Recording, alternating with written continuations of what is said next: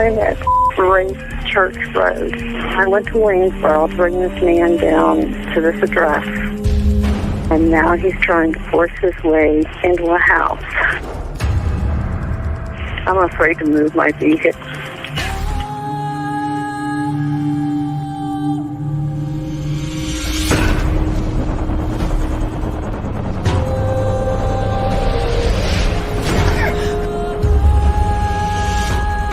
They're fighting in there. It's inside the house now? Yeah. You have your doors locked? It's open. I'm in a van. You need to make yourself safe, okay? Even if you've got to drive away from there to get away from him and close that and lock that door. Do that for me now, please. Okay, wait a minute. And boom. Hey guys, how are you? It's Sunday. I'm just realizing that. It's Sunday. Happy Sunday. It's Sunday. Hey, everyone. Wait, is it Sunday? Yeah, it is Sunday too. Yes, it's Sunday evening, the 8th. Yeah, hope everyone's doing good. You guys seen, for the members, I made 3 new emojis. Did you? It was, one's a heart that says love, and the other one says, keep calm, says kind, what did it say? Keep the kindness. And then the other one, and I put pink sparkle on it for Alexa. And the other one says, you are amazing. That was the one that has the pink sparkle, I think, on there. I guess we might need an eye patch one. You know what? Just playing. Right? Poor Lewis. Not even here. And I'm poking fun. Sorry. I'm just playing though. I might just have to make them a special one. A vegan with a leather sheath. I think I told him in Messenger. I said, do you want us to put on the merch store like an eye patch that says it's a crime and shame? Or maybe we should do a mug with Bryan Kohberger, biggest idiot. I don't think anyone wants to drink out of that mug. No, probably. Yeah, throw it at the trash instead. Hey everyone, how are you? Let's do quickly, I guess, some hellos here. Hey Sharon Parker. Yes. Callie's in the house. William, you're right. Sorry. No, sorry. What'd you say? I was just reading William's comment there, and I was like, "Oh, William, exactly." Trust me, I'm a vegetarian that loves British leather shoes, so I get it. True Crime Mama's in the house. Sheppy Mom. I think I said Sharon Parker already. Rose is in the house. Remy's stuff. Hey Remy. Natalie Bell's in the house. Hey Natalie. Jill Moser. Hey Jill Moser. Lizette Gwynn's in the house. Ooh, mysterious avatar. Grandma Nice. Watches. Hey Grandma. Heather Marie. Hey. Let's see here. William. Yeah, William's one we were just reading about. JD. Hey JD, how are you? Moon Crystal, D Ashley, hey D, Too Much Mom, and I think that's good right now. Okay. So obviously on tonight's live, we're gonna actually there's a few things actually. Of course, there is the what's his name again? Something Rodgers. Pappa Rodgers. I can't get it out of my head. Papa John's and Mr. Rogers combined. Right. And then, of course, the OnlyFans stuff, as well as that leaked video or audio, if it was real or if it's fake. And also something very interesting that Adam had sent me and that some of you guys probably might have seen already, which is the Banfield about the girls being outside. Now, I don't know about you guys, but I had personally heard that before. Yeah, we discussed it. Yeah, and so I don't even know where it came from and if it was because we had heard it on a news clip or whatever.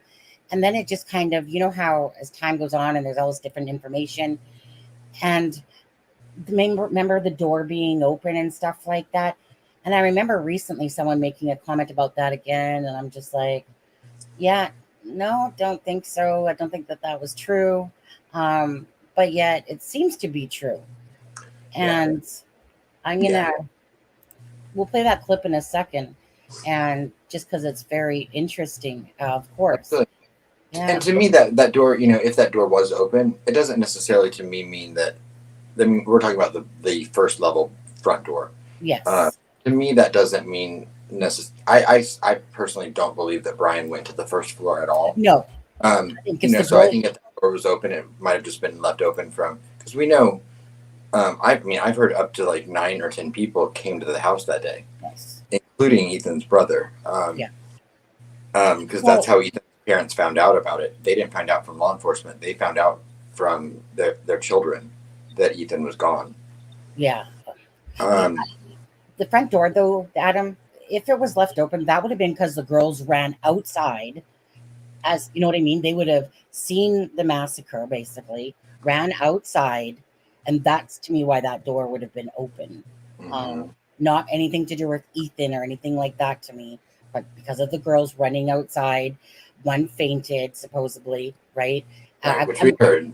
Yeah, one fainted, and then the other one tried but was hyperventilating.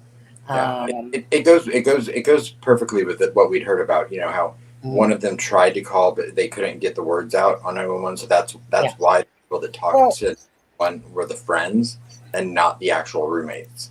Yeah, because they were so distraught. Yeah. So we'll get into that, and we'll get into, we'll also get into the, like I said, that audio thing. Right.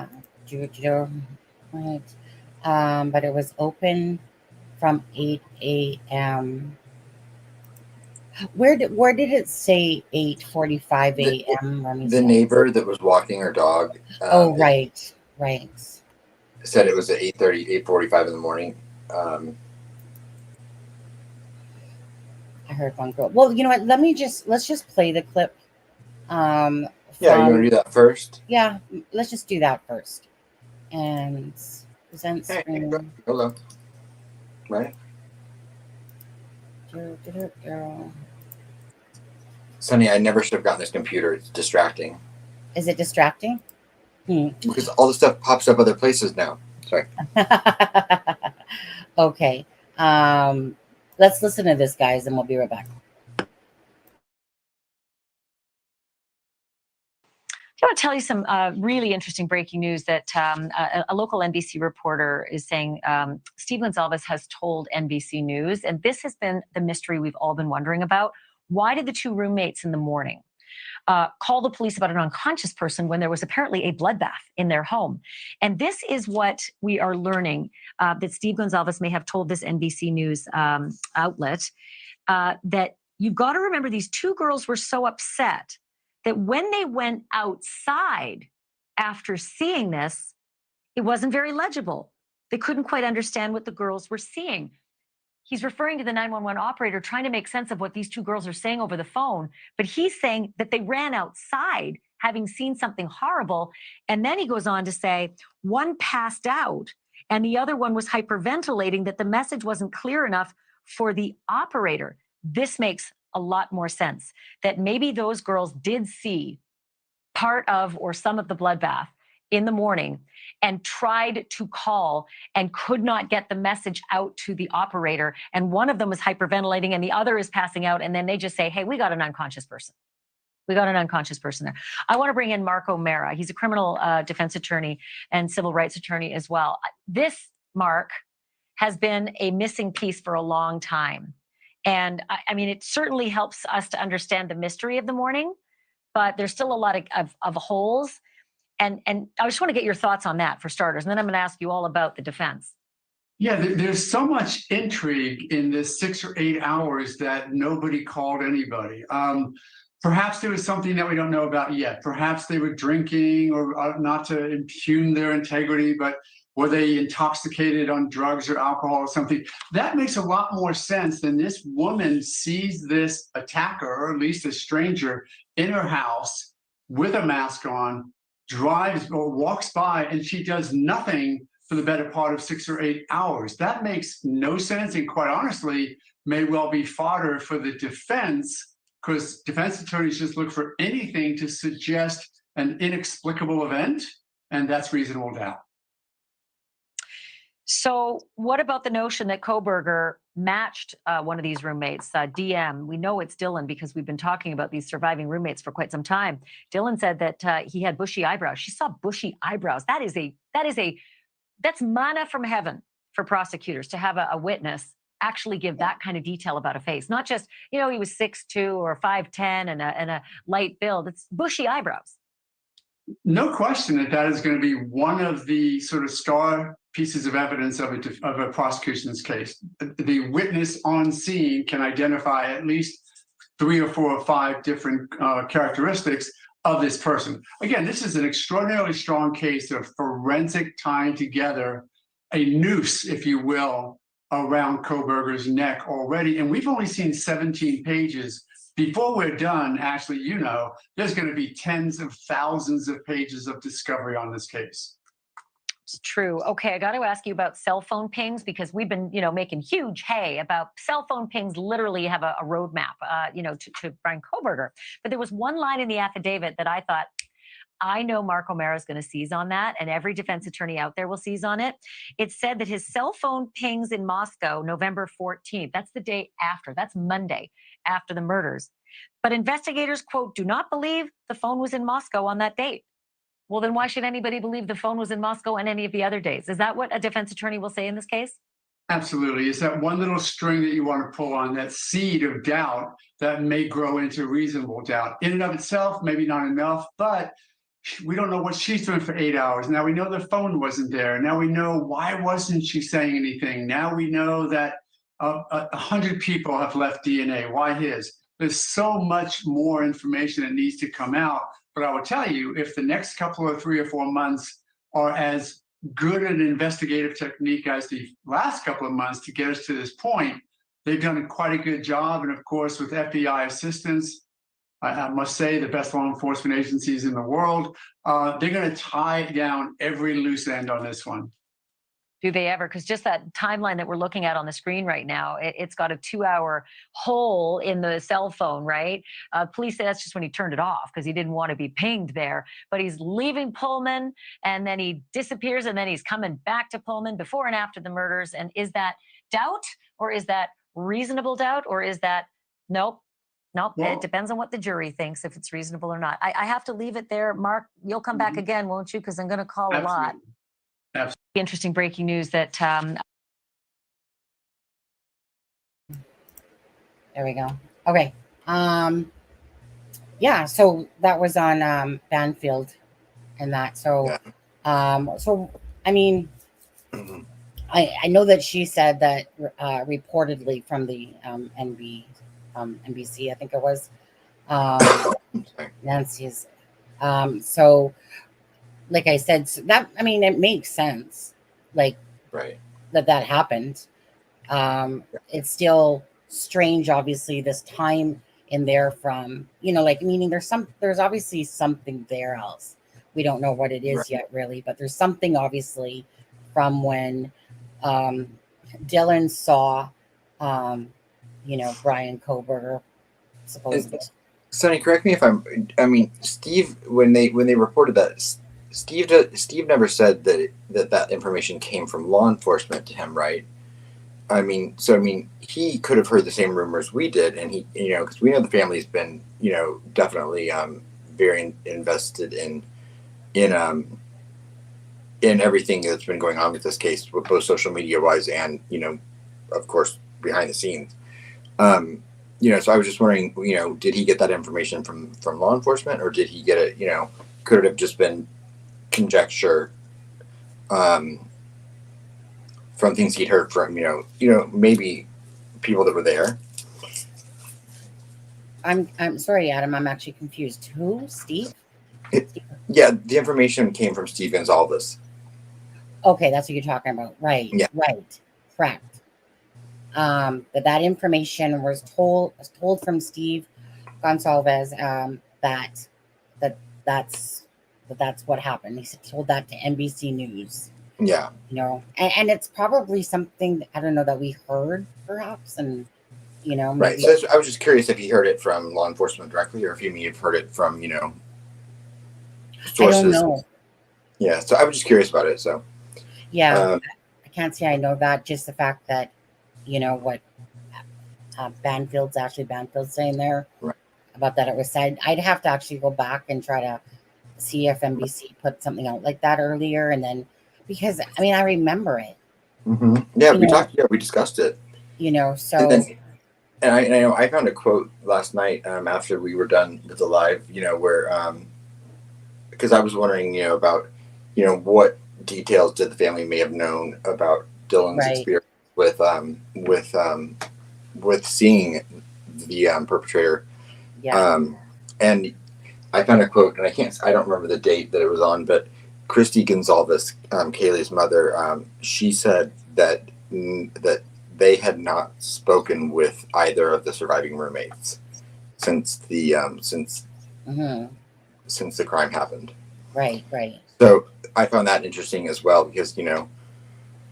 I'm not maligning Dylan at all, but I was like, I found it odd that they didn't that they wouldn't want to almost kind of bond together because of what had happened. But I know they didn't know each other necessarily.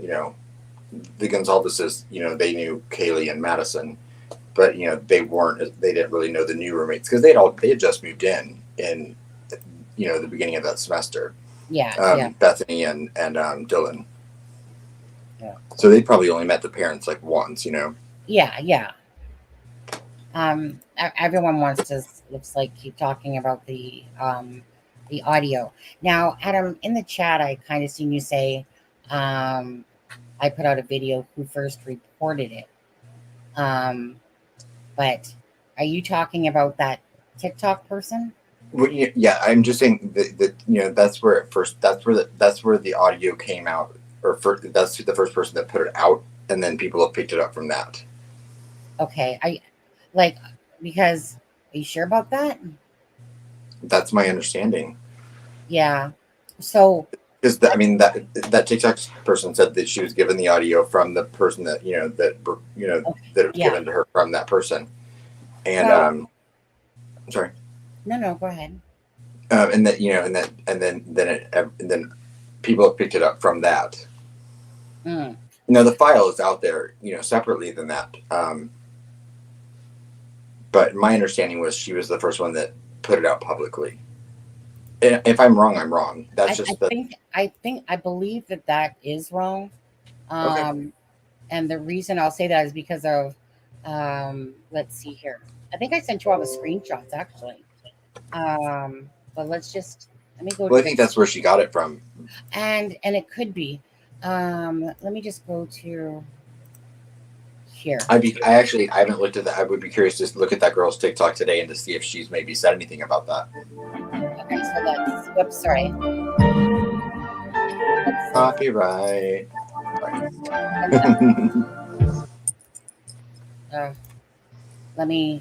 Did I go off of it? Oh, yes, I did, obviously. Okay, hold on. 1 sec. Pull it back up again. I really hate trying to do things off Facebook. I know. I'm always a fail, to be honest with you. Let's see here. Okay, so let me open that back up again. So, 1 second. I'm going to open it up. Hold on. Pause for a sec. Okay. So I spoke with, here, let me actually bring in the screenshot that we saw going around. Now, I happened to be watching Ickmail when I saw it, and then I seen that Deb had also posted something in the chat. So this is what I had personally originally seen off Ickmail. And it says, the supposedly leaked audio from the neighbor's outdoor security cam is not related to the crime at the King Road house in Moscow. This is the original owner of that audio. She posted, now obviously we're not seeing who the original owner is, at least in this particular post here, like in this piece that was clipped. So maybe there was, because this is from a Facebook group, okay? Right. And so obviously underneath of it, you probably would have seen the poster. But we'll get back to that part in a second. So this is the original owner of the audio. She posted this on her Facebook page on December 30th. She reached out and wanted people to know that her recording is not related to this crime. She does not reside anywhere near Moscow, and this audio was not taken the night of the murders. Confirmed it is audio of a domestic violence situation from her neighbors. She shared the audio clip as a way to show example of how much noise an outdoor security camera could pick up from your neighbor's house. She is not wanting her audio to be used to help convince people that is related to the Idaho crime. She was just using it as an example, knowing that someone would try to use it in a nefarious way. Okay, so that's a piece of the puzzle. Okay, so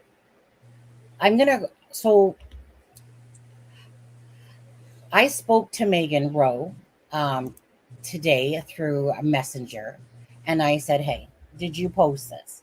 I just wanted to know if it was legit, because I didn't see it on her actual Facebook of the other one, but then I guess it was in a Facebook group. She said, yes, she did. So I'm just going to read to you, if you don't mind, and thanks, Megan Rowe, if you are listening right now. So I said, hi, Megan, did you post this? And I sent this as that picture that you're looking at. I said, I'd just like to have the facts straight, as people will post and do anything on the internet. So I didn't see that, meaning on hers. But I guess it was from a Facebook group.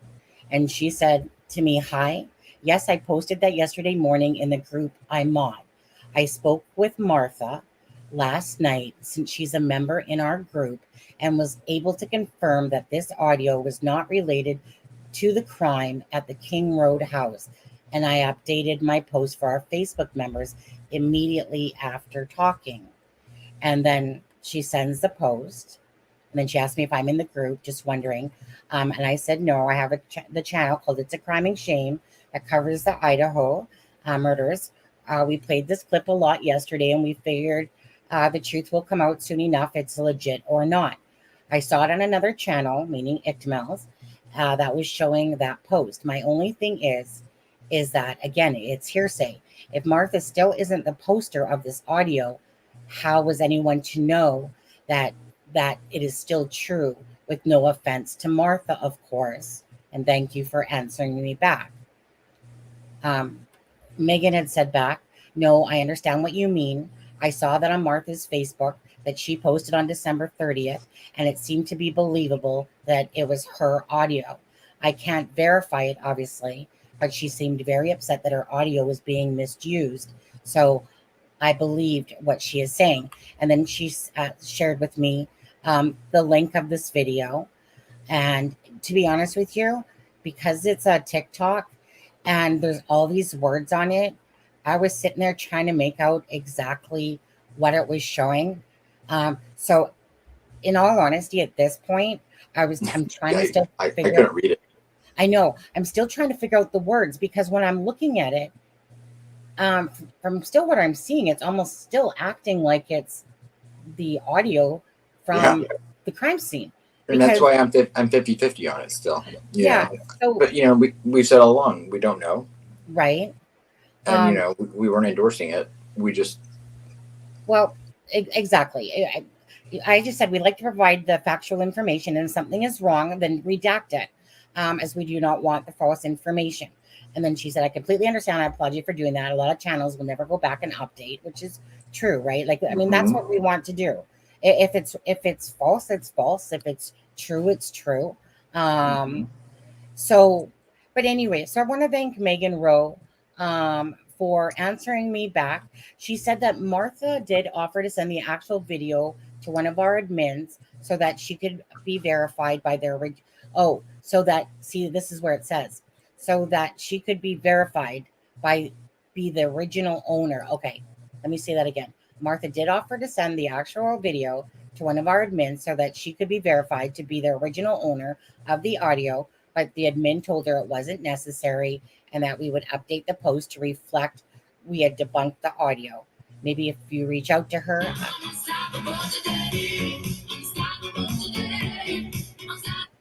Okay.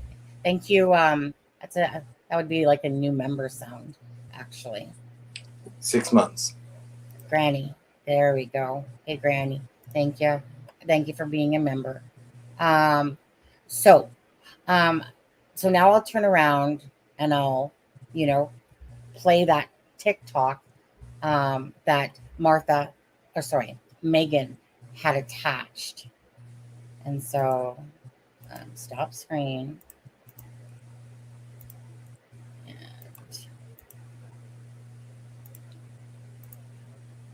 Okay. 1 second. Let me just take us off screen here. Whoops. Well, I see, this is what I'm talking about. Like that stuff pops up. Anyway, well, it's not like her face, or she doesn't post. But I hate the fact. That's why I hate Facebook like that. Anyway, so gonna hit play to it. And again, you guys can decide what you like. Then that's how it was yesterday. So I'm gonna pop it out bigger. That's the biggest it's gonna get now. It is playing, by the way. If you're not hearing sound, it is playing.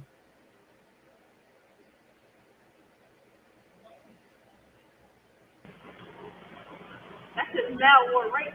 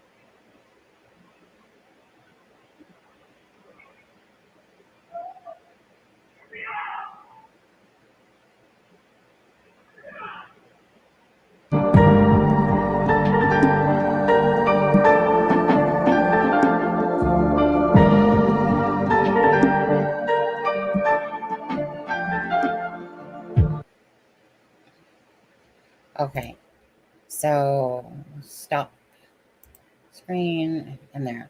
Okay, so I think it's saying that Martha is the original poster of that audio. Which, that should be able to be, we should be able to figure that out, or, well, I mean, that should be able to be authenticated if it's true.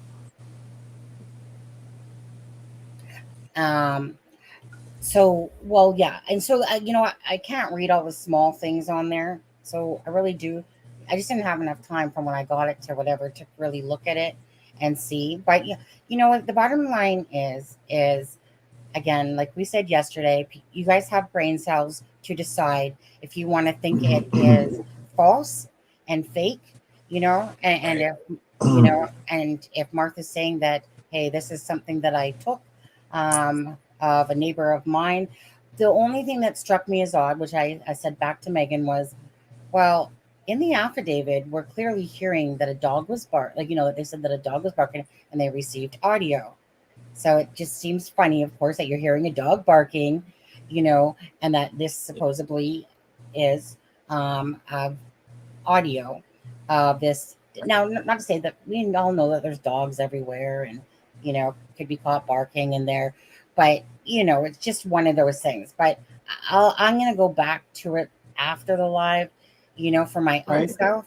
But at the end of the day, again, you decide for yourself. That's what we said yesterday.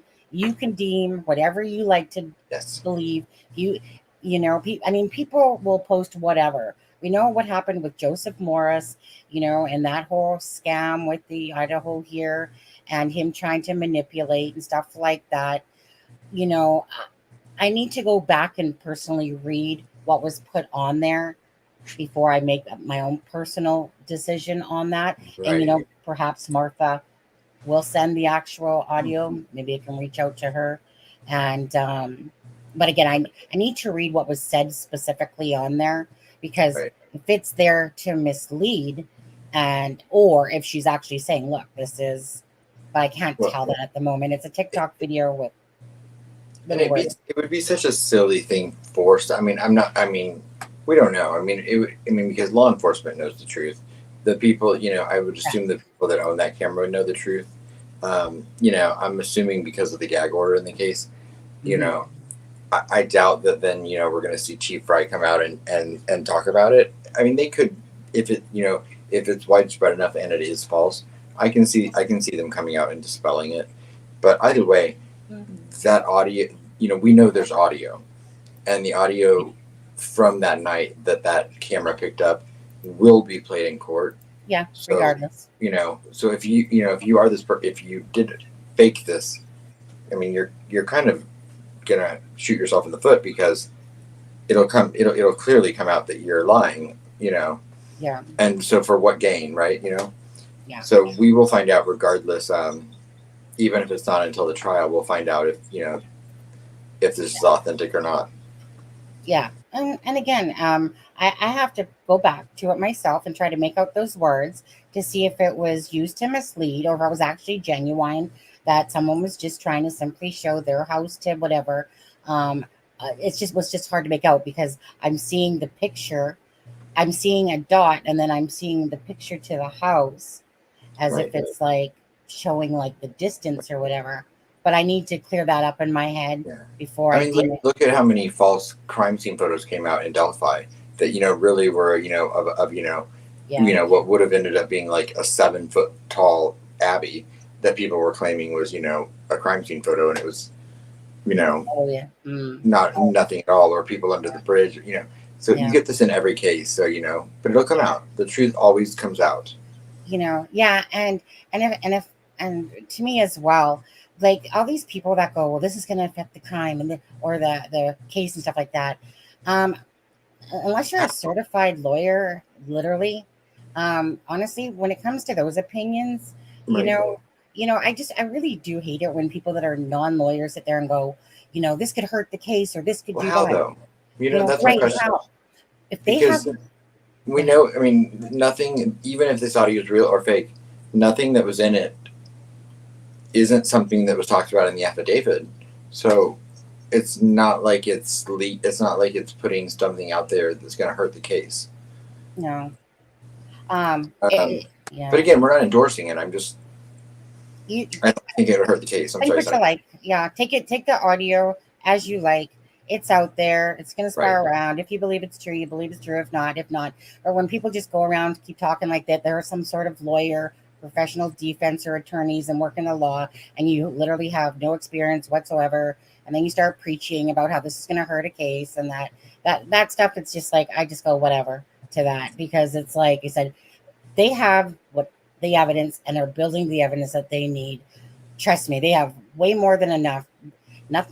These things are not going to impact the case whatsoever, because if the audio is different, they have that audio to it. They have the DNA. I mean, first and foremost, they have DNA. That is the strongest thing in this case that will usually convict someone. And and just like in Delphi, the most important, one, we know they don't put all of the information in an affidavit. This affidavit had an enormous amount of information in it, which I was grateful for. But we don't know. I mean, think of the most important pieces of evidence, like in Delphi, that they got after that affidavit was written. We don't know what they found with Richard Allen's car, what they found in his house, blah blah, etc.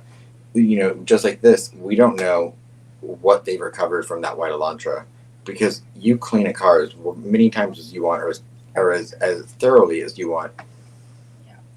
There's no telling what evidence is in that car. There's no evidence what they got off of his, if he still had those boots that they have the footprint from, because they said it was a diamond shape on the sole. Yeah. Or on the so I mean, there's so many things that pieces of evidence that they already had that we don't know. And think of all of the evidence they got off of his computer. That's going to be a gold mine. I guarantee it. Absolutely. And his phone. Absolutely. Gold mine. Absolutely. Yeah. So again, just do you, again, and Ray, I see what you're saying. And again, you guys, anyone had the choice to either, they got the trigger warning, to either stay or go, right? Many times. Yeah.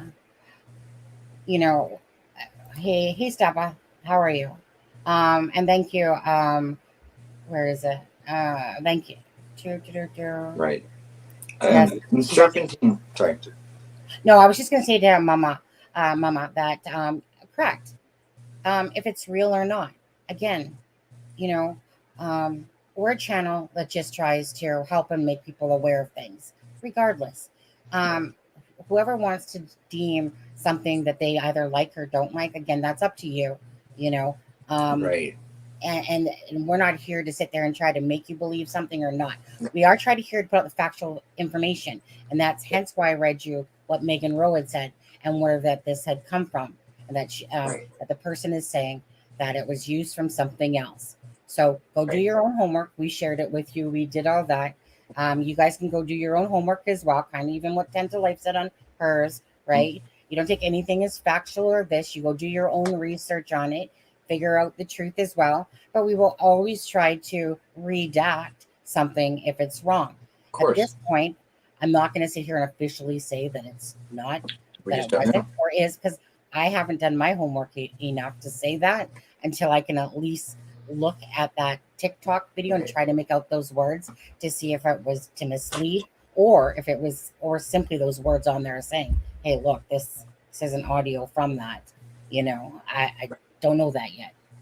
Yeah, I agree. And I think that, yes, absolutely. It's, when something comes out like this, I mean, there are, of course, always rumors and like things that come up on the internet that, of course, we don't even talk about because they can be so outlandish sometimes. But I mean, with something like, this audio, to me, this was an important thing that, everyone was going to be talking about. We presented it in a way that we, of course, were like, we don't know if it's true. That, that'll only be confirmed by law enforcement or someone debunking it. But, to not discuss it, would be doing a disservice as well, because then, I'd rather be a voice of reason. And I thoroughly believe that sometimes looking into something, it can be just as valuable and important to look into something, find out that it's to debunk it and to disprove it. Absolutely. As it is to realize it's true. Because look at how many false rumors get out there and just stay out there with everything in life. Yeah. So, I mean, to me, sometimes looking into something and proving it's not right or not real is just as valuable. Yeah. Mm-hmm. It always, even though we hear this all the time, exactly, the PCA only has to give enough evidence for probable cause. Right. They're not showing their whole hand. Of course they're not. Neither is Richard Allen's. That will come to fruition when the actual trial and that happens. Hi, Herman. And Mama, sorry, 1 sec, Adam. Just to go back to my mother. Mama, no, like I said, I was thanking you for your support on that. I think she took that backwards in a sense, but I was actually thanking you. If it came out the wrong way, I apologize. Yeah. Austin, to answer really quickly, I don't law enforcement. That's what I was saying just a minute ago about. I think normally I think this is something that because enough people are going to be talking about it. Normally, I think we would hear law enforcement probably either debunk it or they would come out and say it's not true. But with the gag order, I don't know. I mean, if it gets to be something that they feel like is important enough, they could, but doubtful that they'll say anything. I would say the best bet we're going to have is if it's really from another piece of audio, that's how we're going to find out, because those things can be authenticated. I mean, just like some of the speculation that the Pappa Rodgers things that we're going to talk about. There's no actual confirmation that that is Bryan Kohberger.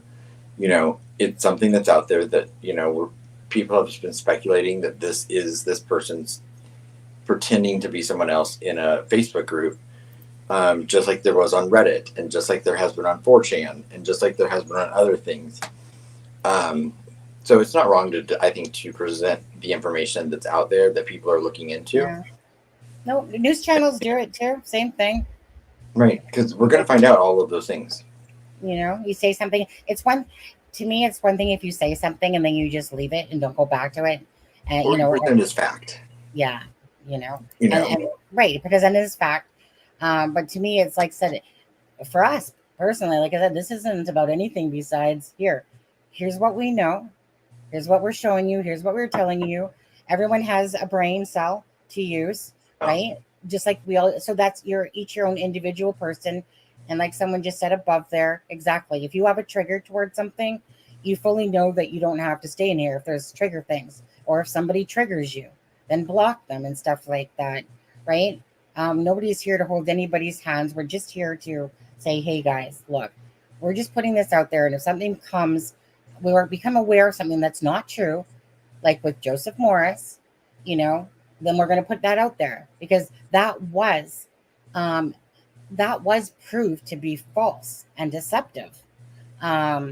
Made me laugh actually when I happened to be reading a Reddit article on that, and this guy says, "Oh, people are just jealous because he got the scoop on it," and then I think that post, then he took it down. I mean, talking about pieing your face after that one, but that's the thing. So, if it's deemed as false, if we can absolutely prove that it was false, we'll come back out and say that. At the moment, I can't say that yet. I can just say, just use your own right. brains. Just like that leaked audio I sent you today from a jail cell. Oh, right. Oh, that was funny. I mean, you can't just. Go ahead, look for the original source. Yeah.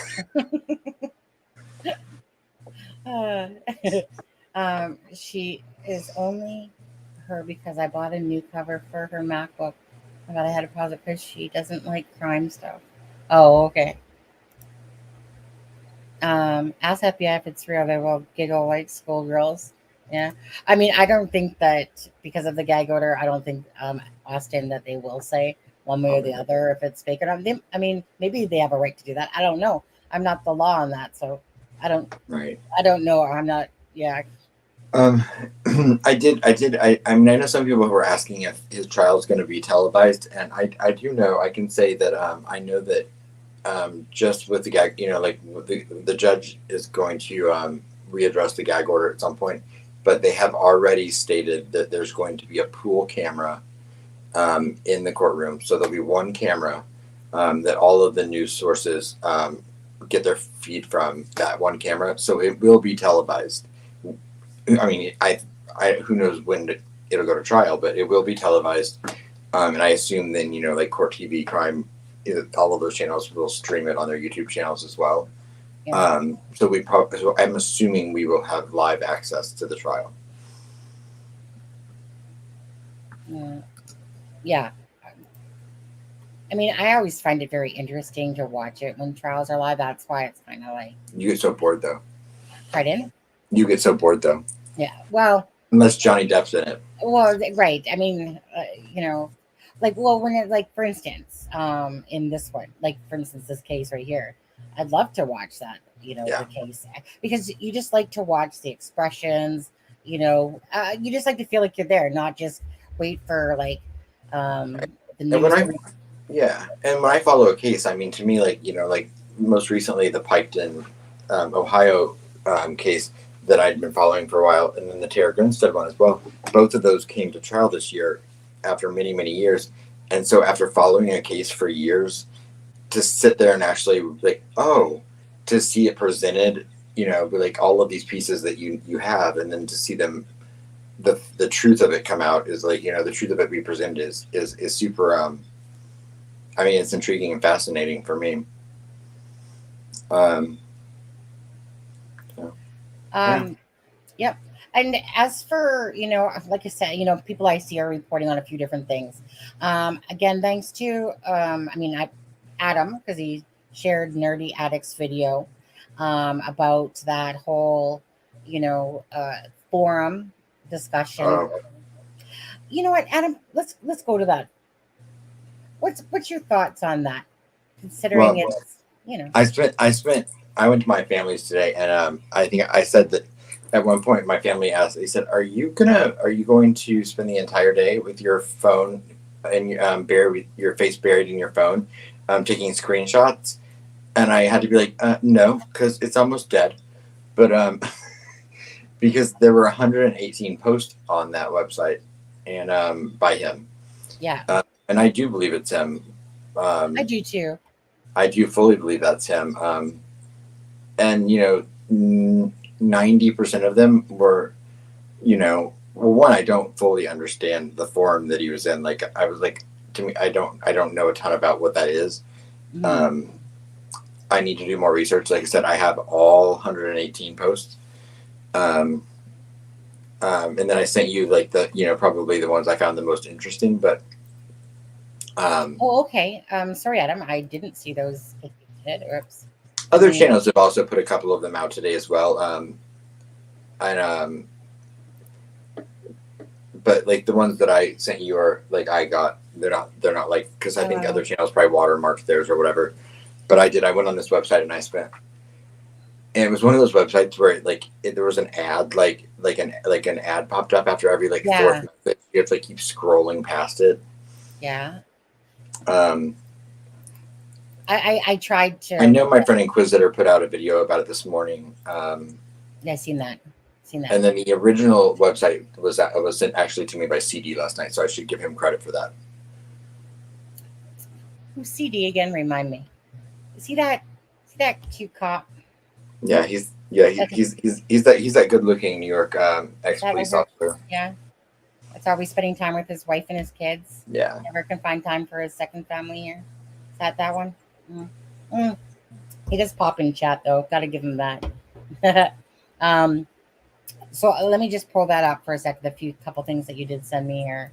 A lot of stuff going on, obviously. The case is really still fresh in a ton of ways. So these three, I think it was. Mm-hmm. I think it was these three.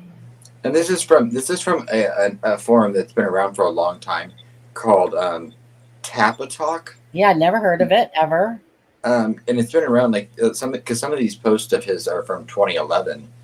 But it's inside of a forum that's called Original Visual Snow or Static, which it's a board for people that perceive visual snow or television-like static in their actual visual field in life.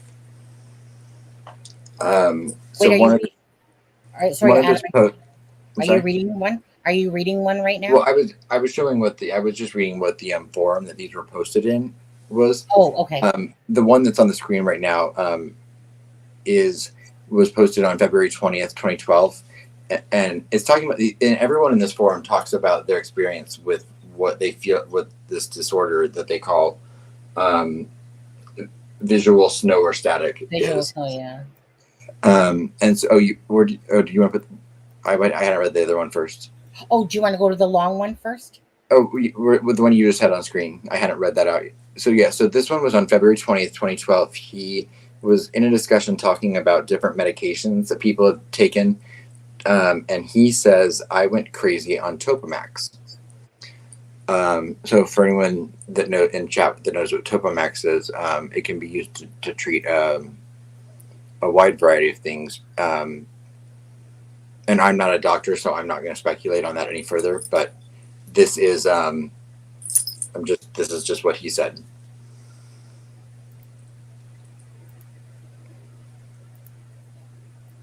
Okay. Did you want me to go to the next one? Yeah, sure. Like this one? And they said he posted 118 times in this forum. So there's a lot of posts. But these were just the ones that popped out to me first. I still have to go through all of them more in detail. because sometimes some of them are in reference to or answering someone else's, and I need to go back and really like look at some of the context in some of them. But in this one here, this was a question someone asked about what, like they're like, well, what are the effects this has had on your life or on you? And so his answer to that was, I always feel as if I'm not there, completely depersonalized. Mentally, I experience fog, lack of comprehension at sometimes, feel like my life is a movie, depersonalization, depression, no interest in activity, constant thought of crazy thoughts, delusions of grandeur, anxiety, poor self-image, poor social skills, no emotion. I feel like nothing has a point to it. When I get home, I am mean to my family. This started when VS did. I felt no emotion, and with little remorse, everyone hates me. Pretty much, I am an asshole. That was posted on May 12th, 2011. And one thing I thought was interesting is 75% of that list of the ways he describes himself are ways that we've talked about him. Yep. Well, and when we were talking about the profile and everything. Yeah.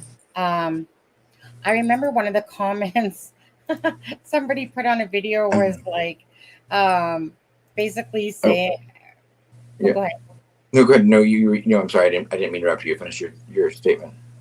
Let me just quickly see if I can find it. It just kind of made me laugh today. Yeah. It was, let me see if, is this it? And while you're doing that, Steffa, yeah, so I had not either. There's another post that I did not send Sunny that I didn't put together with the picture and everything yet, but he talks about Topomax another time, and he talks about how he went crazy and literally destroyed a desk and has no idea why he did it when he was on that, and so he stopped taking it. And then there's several posts where he kind of questions and goes into and debates whether he thinks heavy psychiatric medication and whether they have a positive effect or a negative effect on the disorder he feels like he suffers from. Because I also don't know that he was. He never comes out and says that he was diagnosed with whatever this is, which I know can also be very similar to dissociative disorder and borderline personality disorder. But again, I'm not a doctor or a medical professional, so I'm not going to say that I know anything more than what I've read. Yeah, well, exactly. I mean, Steph, I did send you a link if you did want to come talk about it for a few moments. Yeah. It's up to and again, you. and like this post was in 2011. So this was when he was in high school. And because, even the picture you can see is when he still was a little heavier. Yeah. He was kind of in the middle of his weight loss, I think, at this point. I can't find that comment, even though I know it. Oh, I think it's on my iPad. Right. That's why.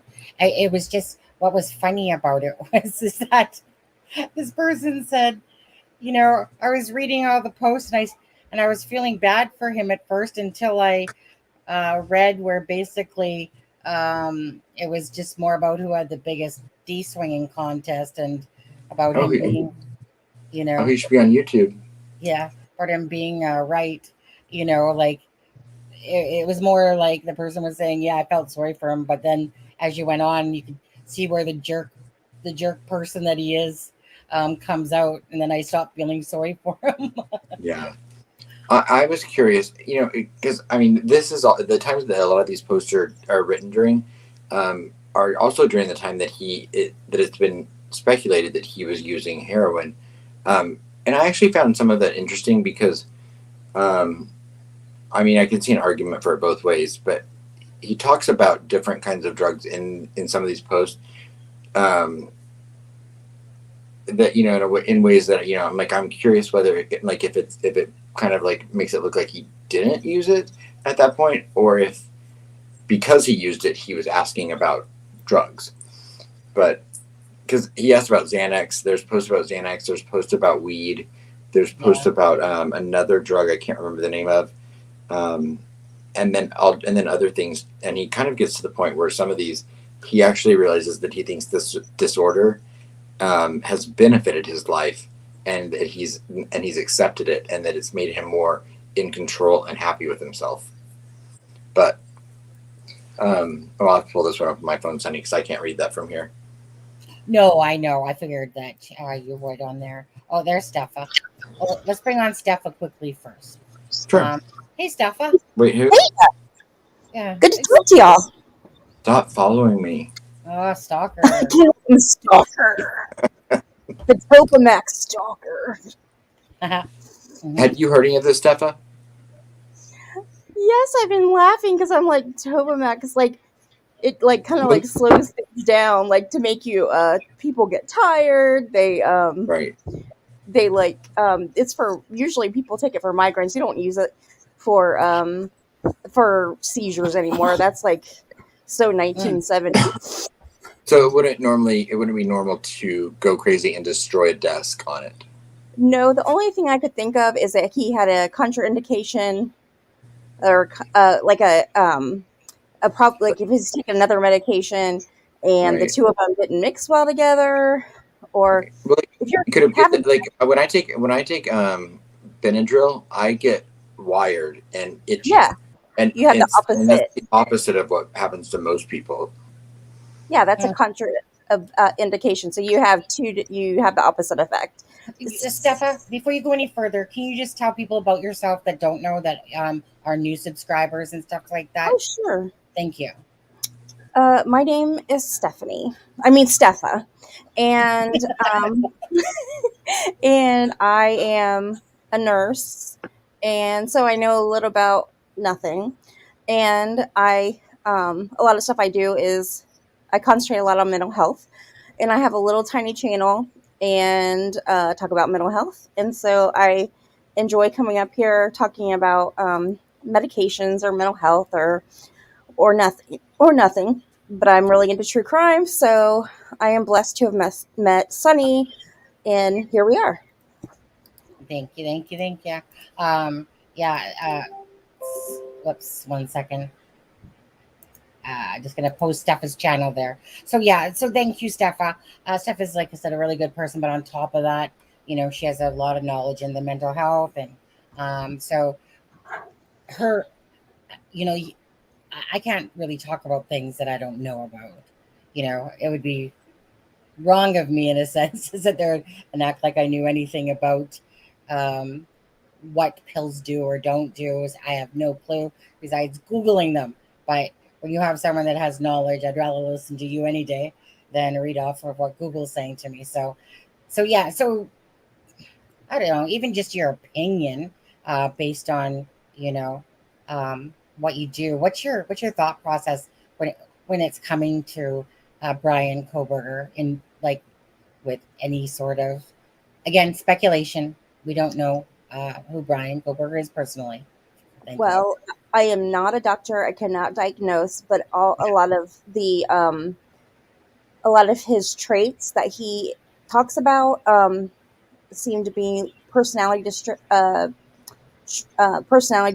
Again, I'm not a doctor, so I cannot diagnose. My name is Stephanie. Yes, I'm speculating here.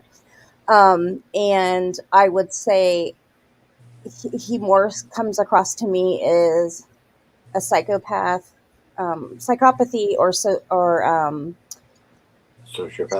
Maybe, yeah. I don't know. Maybe he doesn't seem to have. I mean, usually sociopaths have some kind of feeling, at least a little bit. But I just haven't seen any of that. But maybe he does, because we've never met him. Yeah. I say again, I'm not, when I read the 118 posts of these, I felt like I was reading, because I felt like I was reading some sincerity when it came to not understanding why he felt the way he did, and actually wanting to have a better understanding or a way to to understand, like, why his mind works the way he did, or I mean, he seemed genuinely concerned with the fact that he didn't feel things that he thinks he should, and and why that is. Now, did he have a little bit of feelings about himself, or was he concerned about others? Because they do Both. usually have. Oh, he did. Okay. Well, maybe he Yeah, is. I mean, even in that one that he talked about how he talks in one of the posts about how wonderful his dad is to him, and how he's so mean to him, and how he doesn't understand why, he has this good family, and they're hugging and everything, and he just kind of looks at it, and he doesn't get why he doesn't feel. He feels like he's almost watching things from above, like it's like he's watching a movie. I guess that's part of his whole snow or static thing, which I was not familiar with at all until this. Well, I want to ask on this, Stefan. Did you read any of this Pappa Talk stuff for you to decide if he was perhaps socio or no? Psycho? Okay, I'm learning with you. Yeah, I'm learning with you. Because after Alexa had read this, and besides her messaging, I don't want to speak for anything besides. After Alexa kind of went through this, she had said that I believe he's a sociopath because Same. So because of reading this or whatever, versus a psychopath, for instance. There's an important one I'm going to send you as well, Sunny, that I did not send you before, but I do think with Stefan being here, I do want to, and I don't have it. Please excuse the format that I'm going to send it in, because it's just screenshots right now. I haven't edited any of it to look good. Oh, okay. I was in a relationship with somebody that I definitely had narcissism. Well, again, I'm not a doctor, but narcissistic traits. And my therapist had me get a book called Psychopathy. I think it's Psychopathy Free. I'm looking at it right now. Psychopathy Free? I think it'll tell me. How bookmark do you have it? I'm kidding. One second, Stefan. While you're doing that, I just want to ask chat in the chat. Just type 1 if you would say sociopath, and 2 if you would say psychopath for Bryan Kohberger. And just it doesn't matter if you've read this or not, but just based on your own personal thoughts. Just curious what chat is thinking. Okay, go ahead, Zephyr. Sorry. No, you're fine. I have it up here, but I don't know how to link. I guess I just go like this. I'll do it from Amazon. And if you want to really learn about psychopathy, this is amazing. Now I'm going to, because I only have you pulled up on StreamYard, I want to make sure it might make that echo for just a second while I pull you back up on YouTube, because I paused you. Okay. And Adam, are you sending me those? I don't see them yet. Yes, honey, I am. Okay, they're coming in now. Obviously, there's a flag. I was just trying to make sure. They were in order. Oh, okay. And you can see my battery percentage when I was at this point. I can see that 21%. Yeah. Okay.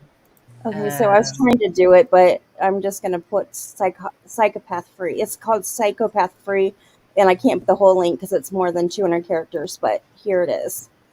And it taught me so much. I'm like, oh yeah, that's why he did that, and that's why he did that. So that's this book. And if you really want to learn about psychopathy, why they do what they do, how it, what happens chemically, all that kind of stuff, it's really, really interesting. Right. I think it's interesting. Really quickly, I saw something on chat. People are talking about drug-induced psychopathy, and the timeline that he is posting these things in, like when he talked about Topamax and those things, he was in high school. So it is important to note he was a minor, which means I would assume, speculatively, would assume that whatever treatment he was getting for whatever reason, was with the assistance of I'm assuming his parents' insurance, etc.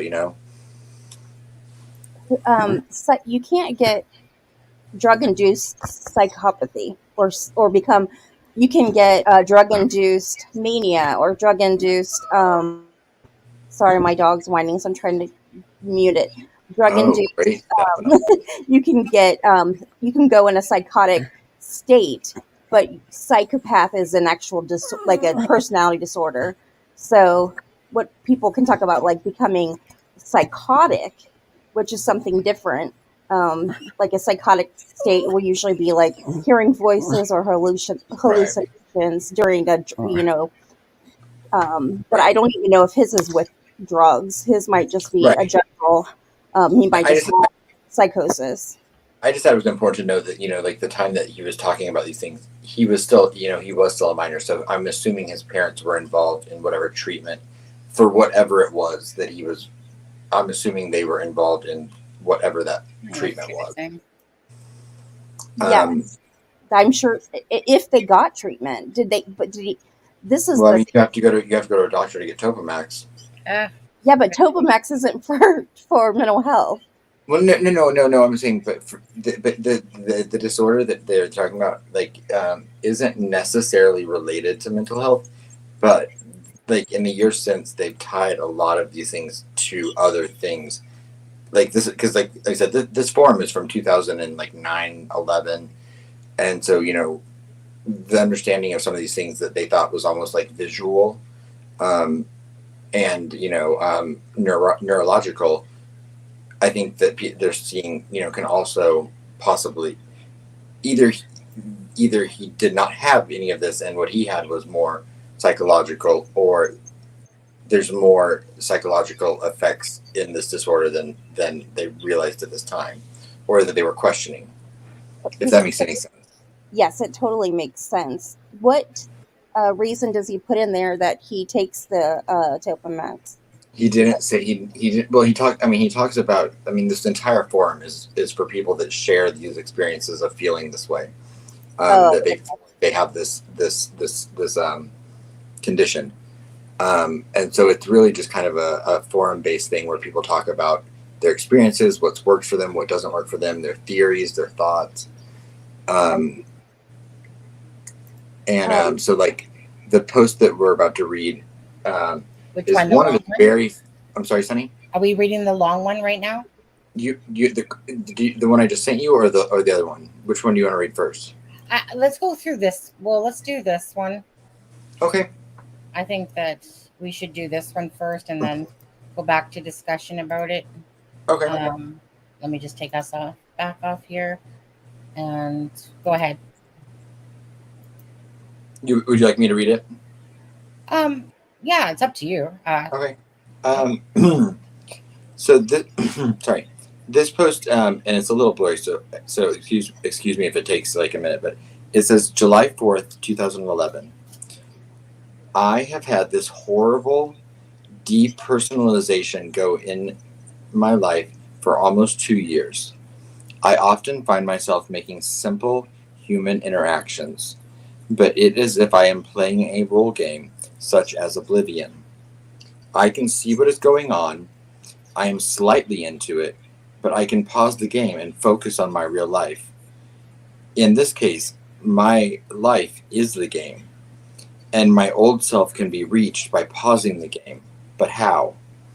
I often think of things that humans do, things I have done my whole life. I feel like an organic sack of meat with no self-worth, as I am starting to view everyone as this. Everything I have ever done makes no sense. How did things get this way? How am I wearing this shirt? And who decided that humans shall wear shirts like this? Are we all just advanced animals with possession? Or is there more that I can't see? I can't connect. I view everything as if I'm playing Oblivion, pointless and full of nothing, out of reality. I am moving out of my house. My last holidays were already lived. But where was I? As my family group hugs and celebrates, I am stuck in this void of nothing, feeling completely no emotion, feeling nothing. I feel dirty, like there is dirt inside of my head, my mind. I'm always dizzy and confused. I feel no self-worth. I am intelligent, but I feel the opposite. I say things I don't mean. The last holiday in my house, the house I grew up in, the house I once contributed to, the house I once felt at home in, is past. As I hug my family, I look into their faces. I see nothing. It's like I'm looking at a video game, but less. I feel less than mentally damaged. It is like I have severe brain damage. I am stuck in the depths of my mind, where I have to constantly battle my demons. Am I here or am I fake? I feel myself slipping away. I hear screams faintly, but I constantly battle away from it. What if I let go? Where would I be? Would I ever come back to reality? I try to remember where I originated from, but I can't. I barely remember my childhood. I often fear being 80 years old, alone, and having faint memories of my parents, everything I missed out on. I think about my father, what a good man he is, how I treated him like dirt because I have this condition and I can't take it. I might spiral out of control and lose myself in the void. I can't let it all go. All of these regrets I predict for my future self. All of these thoughts of remorse. I get this when I was in the stage of discovery. Now I look in the mirror and I see this sickly, tired, useless, stupid man. I'm assuming he says inside the mirror. He is a complete disgrace. He doesn't even deserve to live. I remember when I was 15. I would wander alone at 2 a.m. Everything was so generic. Nowhere felt like home. I saw things that were not there. A different reality. I felt eerie and alone. I died during those nights. I felt like a criminal. But where was my record? I can't talk without flinching now. I used to be this healthy, blonde-haired boy with blue eyes, and in a few years I have darker hair and darker eyes, half the body weight. Where did I leave off? I try to sleep. I try to clear my head, but the pressure won't go away. The pain and depression won't leave. Being me in this horrible disease that I was given. I think of this as I succumb to sleep, but I see a large intensity of black, yellow, white fuzz. It makes my mind fizzle, and I can barely keep in the bounds of reality. It is the ringing in my ears and the fuzz in my vision is simply all. If the ringing in my ears and the fuzz in my vision is simply all of the demons in my head mocking me, I fall asleep. But I wake up quickly to bloody screams. Is any of this here? Am I brain damaged? No? Question mark, exclamation mark. Then why am I like this? I have these thoughts all in my head. I search for someone to relate to me. Everyone looks down upon me. No one can relate. As I try to read, suddenly my eyes look right through the words. When I look up, I see blue dots near the center of my vision. When I feel slightly calm, it gets hard to breathe, and I see bright dots in my vision. Nothing I do is enjoyable.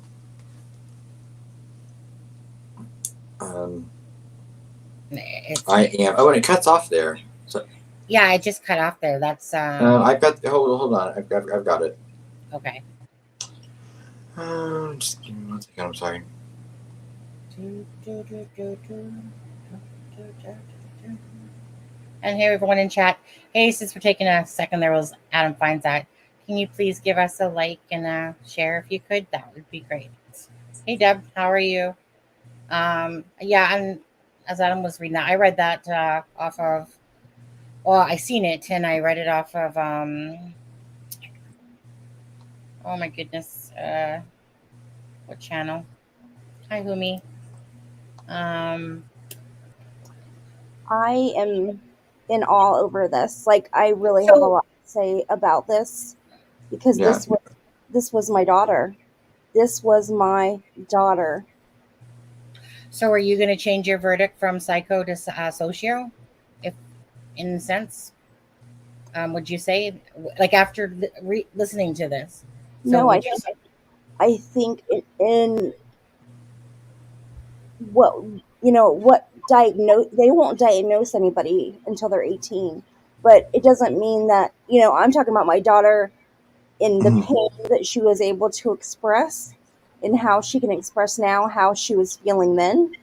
Yeah. And I hear her and him, and parents don't always know What to do? how to get the intense help, and it's so hard as a parent to give your kid away for you know a week Right.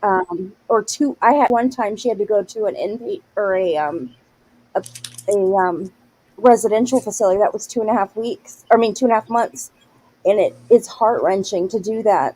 But luckily we started that at age 8, and now she's able to help other Right. kids, but I hear that, and I just know that sometimes they can be helped, and Right. be redirected before they become a psychopath. um, I don't know that. Well, I mean, this would be a good question for Deb's husband, but Right. um, I know that my daughter, she ended up with the diagnosis of bipolar disorder. She's not a psychopath; she's a deep empath. She feels other people's pain and herself, and it causes, she's very, very emotional. So she feels, but when I'm listening to this, I can feel the depression piece. I guess that's what I'm trying to say. She never, but when he's saying, I'm mean to my parents and I don't know why, because they love me. That's how she felt. She could get violent with us. And then when she realized what she had done, she'd be like, oh my gosh, mom, I'm so sorry. I'm so sorry. And she really meant it. And I'm listening to him and I'm thinking, oh, these words sound so familiar. Yeah. Let me finish that. Let me finish the I'm sorry. last little bit. I'm so No, you're sorry. fine. No, you're fine. I just let me that post only had a little bit left, so I'll just read the last few words really quick, and then I'll let you continue. He said, "Am I brain damaged? No. Then why am I like this? I have these thoughts in my head. I search for someone to relate to me. Everyone looks down upon me. No one can relate. As I try to read, suddenly my eyes look right through the words. When I look up, I see blue dots near the center of my vision. When I feel slightly calm, it gets hard to breathe, and I see bright dots in my vision. Nothing I do is enjoyable. I am blank. I have no opinion. I have no emotion. I have nothing. Can you relate?" Um, Deb put in our chat today that the stuff that she did share, that she was saying that her husband, who is a psychologist, had said borderline personality disorder is what it sounds like. And then someone said dissociative disorder. Um, so uh, again, I'm not sure exactly all what Deb's in chat right now though. Right. What was Yeah, said. because she had said that, and I said, and then we talked about dissociative disorder, and then she said that they often go hand in hand, and I said I'm not a professional, so I've always thought that and heard it, but then I said I didn't want to associate the two, if but no pun intended. Sorry. Hey, no. Stephanie, so that was the end of that post, and then there's a whole list of other things, but this read, like I said, I spent half the day reading these posts today. Wow. That's so sad. Um, but he recognized that he had a problem, um, and so I wonder if he was able to express that. And I also know that in children, from my experience, they're not able to communicate with and say, to it usually comes out like behaviorally when they have mental illness. um, So, like, my daughter was not able to say, I'm having hallucinations and I'm hearing voices. And it just came out that she was misbehaving and like had fits and just really thought she was being a bad girl. But as things progressed, those that don't know our story, she pulled out a knife and said, "Oh, I just want to hurt myself." And I had never heard of a child wanting to hurt themselves at age 8. So my ex-husband and I took her to the emergency room, and they said, "Your daughter needs to be admitted into our children's psych unit." And then she was admitted, and she met with the psychiatrist the next day, and she said, "Do you know that your daughter has been having hallucinations and seeing the devil's face on a man's body?" And then it all came together of why she didn't want to sleep in her own bed. You know, she was acting out but she couldn't verbalize to us that she was seeing these things and hearing these things. So when I listened to the symptoms that he's having, I'm not sure that he was even able to verbalize to his parents, and that's why it's breaking my heart, because I think, would he be able to be saved if he would have had the proper mental health help? Like it seems to me he would need residential help. I'm not a doctor. I'm not here to diagnose. But would he have been able to be one of those psychopaths that are able to live among us without hurting others? Because a lot of people are psychopaths living out here among us, but aren't hurting people. So would he be able to become, be a functioning person in our society, and by getting treatment at a younger age, because he just kept progressing and progressing and progressing. Right. And now we have people that are no longer with us. And I'll tell you with his, just with his participation in this forum, you can see the progression from, like, we're going to read, like, one of the next thing we'll read is going to be one of his very first posts. And it's basically a list of questions he has for people. And from that was in 2009. And so in 2012 was the last time he was active on this forum.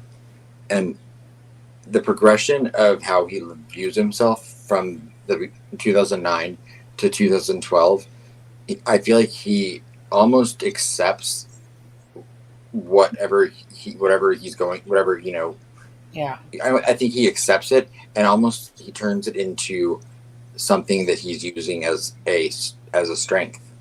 Like, because he actually even says in one post that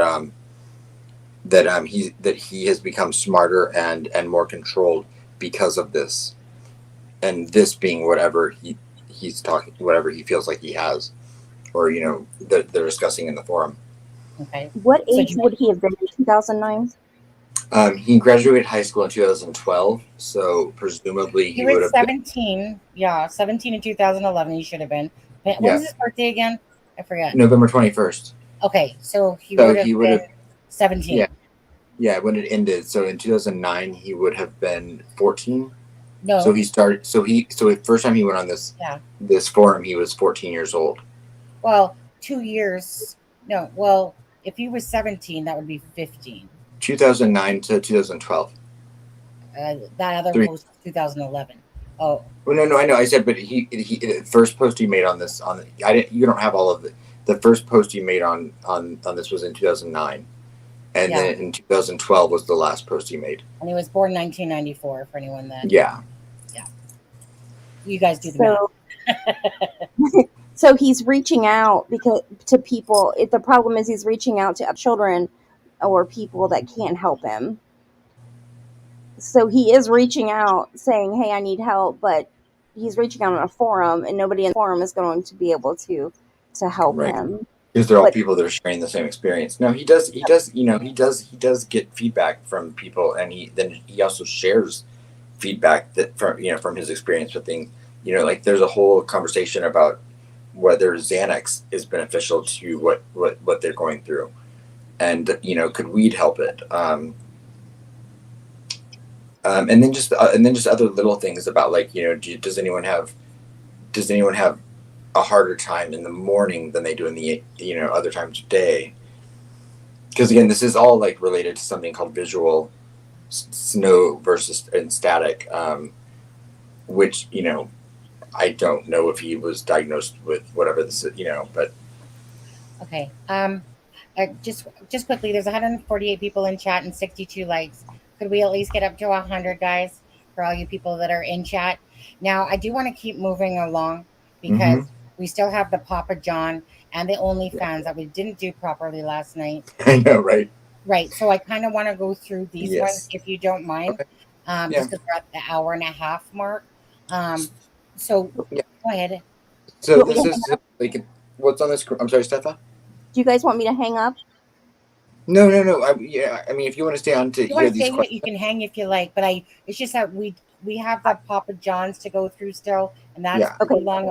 So we're just gonna go through this. So if you want to hang out during this part, Steffa. So we know his birthday is November 21st. This post, which was one of the earlier ones, one of the first ones he posted, I think it was the second post he made on this forum. It was November 1st, 2009. And it's just a list of questions. He says, it is as if the static gets bright after looking into a light and adjusting into darkness. I can't see in the dark because of this. Do you ever see random dots of light in your vision? Do you seem to see the VS, meaning visual snow, static, make stuff blurry, hard to see even with vision correction? Are your eyes sensitive to light? Did this happen after a migraine? Does this ever make you feel less aware? Do you have tinnitus? And then the next one says, do you feel like you can't see because the severity? Does it get better from healthy living? Does the VS get bright after working out? Does it sometimes go away completely, mostly, and come back after though? Did you come to think of this as a mental disorder for migraine sufferers? Am I the only one who has a hard time seeing faces because of the VS? Do you sometimes have the ability to see everything clear like I do? Does time go fast? Do you take the time to feel good, relaxed? Do you feel hopeless? After looking at a bright light, do you see a lot of dots that are rainbow? Major question. Can migraine auras cause this? I know that the visual sensitivity to light had to do with it, but after the migraine meds, is it possible this will disappear after a while? I am 15 in 21 days, and I don't want to wish I'm dead because of this horrible thing. Other questions. Do you ever feel like you can't see something though you can? Do you feel like the stuff I'm talking about with not being able to see well in the dark has to do with my eyes retaining light? Do you think that I can't see faces clearly because sometimes there's too much glare from the light sensitivity? I know sometimes it's. Oh wait, I know sometimes it is gone. Any recommended diets? Can someone with severe VS like me please tell me how I can succeed in life with this? Do you feel depersonalized? Do you see a fingerprint in your closed eye vision? Do you ever feel like there's something that feel you can't see something though you can? Oh, sorry, that was the screen. That was the same one. Oh wait, do you ever feel depersonalized? Do you see fingerprint in your closed eye vision? Yeah, that was the same one. Sorry. So that was the end of his questions.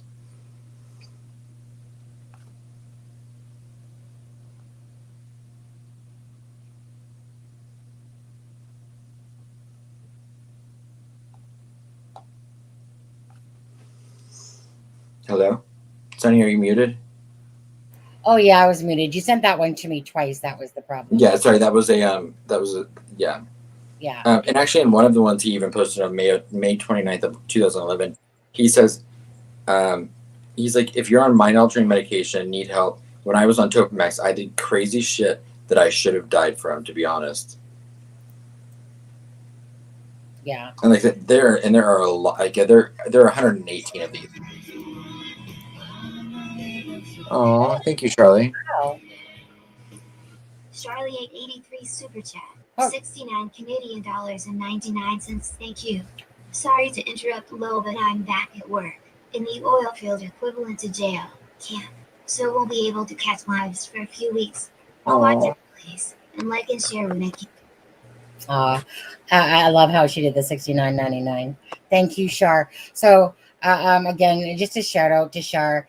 So basically, when I lived up in Whitecourt, Alberta, which is considered an oil field town, most people are in the oil field, and so I exactly know what she's talking about. She would have lived about 20 minutes away from where I lived, and so when she says she's in camp, a lot of people that know the oil field know that you go off to camp and you're getting LOA. I hope, Shar. But thank you so much. That was very kind of you. Appreciate that. Poor thing. But yeah, so unfortunately, when you're in camp, it's just my son hated going to the camp because he was working in the oil field as well. I think he still might be there. I don't know. He quits jobs more than someone changes their underwear, I think. But anyways, thank you so much. Anyway, going back to all those questions, obviously, he was having. So that was in 2009. So think of his age as he's actually writing these. Right. He says he's about to turn 15 in 21 days. Right. You were right. I was wrong. On there. Well, yeah. He was about to turn 15, right? Yeah. Yeah. So he was 14. Yes. Right. That's what you said. Oh, that okay. Well, then I was right. So you were right. You were right. I was wrong because I said, well, wasn't he 15? But if he said 21 days, then obviously, right. November comes after. So anyways, yeah. Like, so, I mean, just imagine like if this is 14-year-old at the time, but almost 15, writing this, like. It's heartbreaking in a way. Absolutely. Staffa, what do you think about those questions that he was posing out? Steffa, put down your toys and come on back. You flirty? Who are you flirting with? Somebody? No, I'm sorry. I was talking on mute.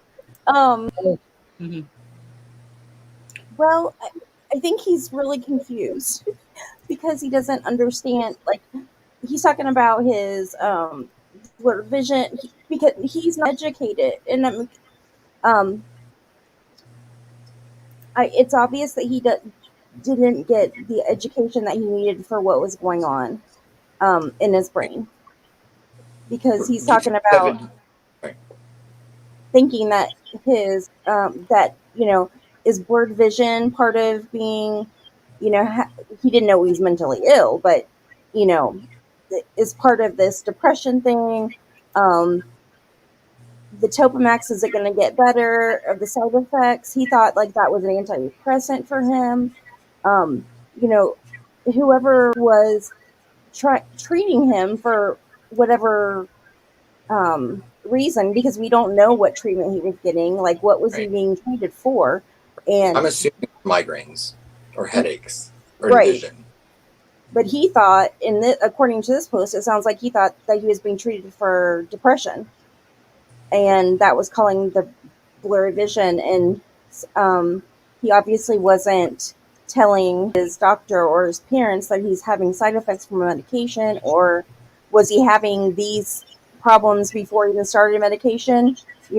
Like, those are important things but he was a kid. So, we all have things that, I didn't tell my mom when I was having every symptom, like, I don't know. That's my thought, is that he just wasn't educated. And so parents out there, make sure you listen to your kids and ask questions. Sorry. Right. And could it be also stuff, because of his age, could they have been in the very early stages of looking into what this was? And, if knowing what we know now, could he started to have figured out ways to mask his symptoms to where his parents may have thought he was better. Oh, of course. Absolutely. You know, so they were treating they could have been treating a physical situation when, you know, which I think, you know, happens a lot of times. You know, doctors always want to look at certain things first, you know, like if you're having issues with vision and headaches, you know, of course they're going to look at, you know, the physical part of it first. Oh yeah, I know that just in my situation with my daughter, she knew what to say. Just if she didn't want to be like in an appointment, she knew exactly what to say to hurry up to get out of the appointment and not share maybe what was really going on at that day. So she'd be like, I know what to say, blah blah blah blah. So I just said what they wanted to hear, that I could get out of the appointment because I'm tired or whatever. So Yeah. does that make sense? Like, absolutely. I mean, he can that's just what say, I would have yeah, done. it's fine. I'm good. You know, I'm not having the brain fog anymore. I'm not having crazy thoughts. I'm good now. And so his parents are like, oh, yay, our son's he's healthy now. Yay. We did our part. But really, he wasn't. And that's why you have to go by behaviors, not necessarily what they're saying. So I'm, you know, I don't know what say disorder or to label, because I know disorders overlap each other, and that's where it gets very confusing. Only from my own self for looking up somebody else's disorder, I want to say that it is very confusing, and that's why people keep trying to diagnose with different ones in a sense, because they overlap so much that so many sound similar to the other one. And I remember having that issue as I was trying to figure out what this one person had. I knew this person had an issue. I just didn't know what it was. And as you kept reading things, you're like, yep, that person has that. Yep, he has that. Oh, wait, this one's saying the same thing, but just a little bit different. Oh, wait, this one's saying the same thing, but a little bit different.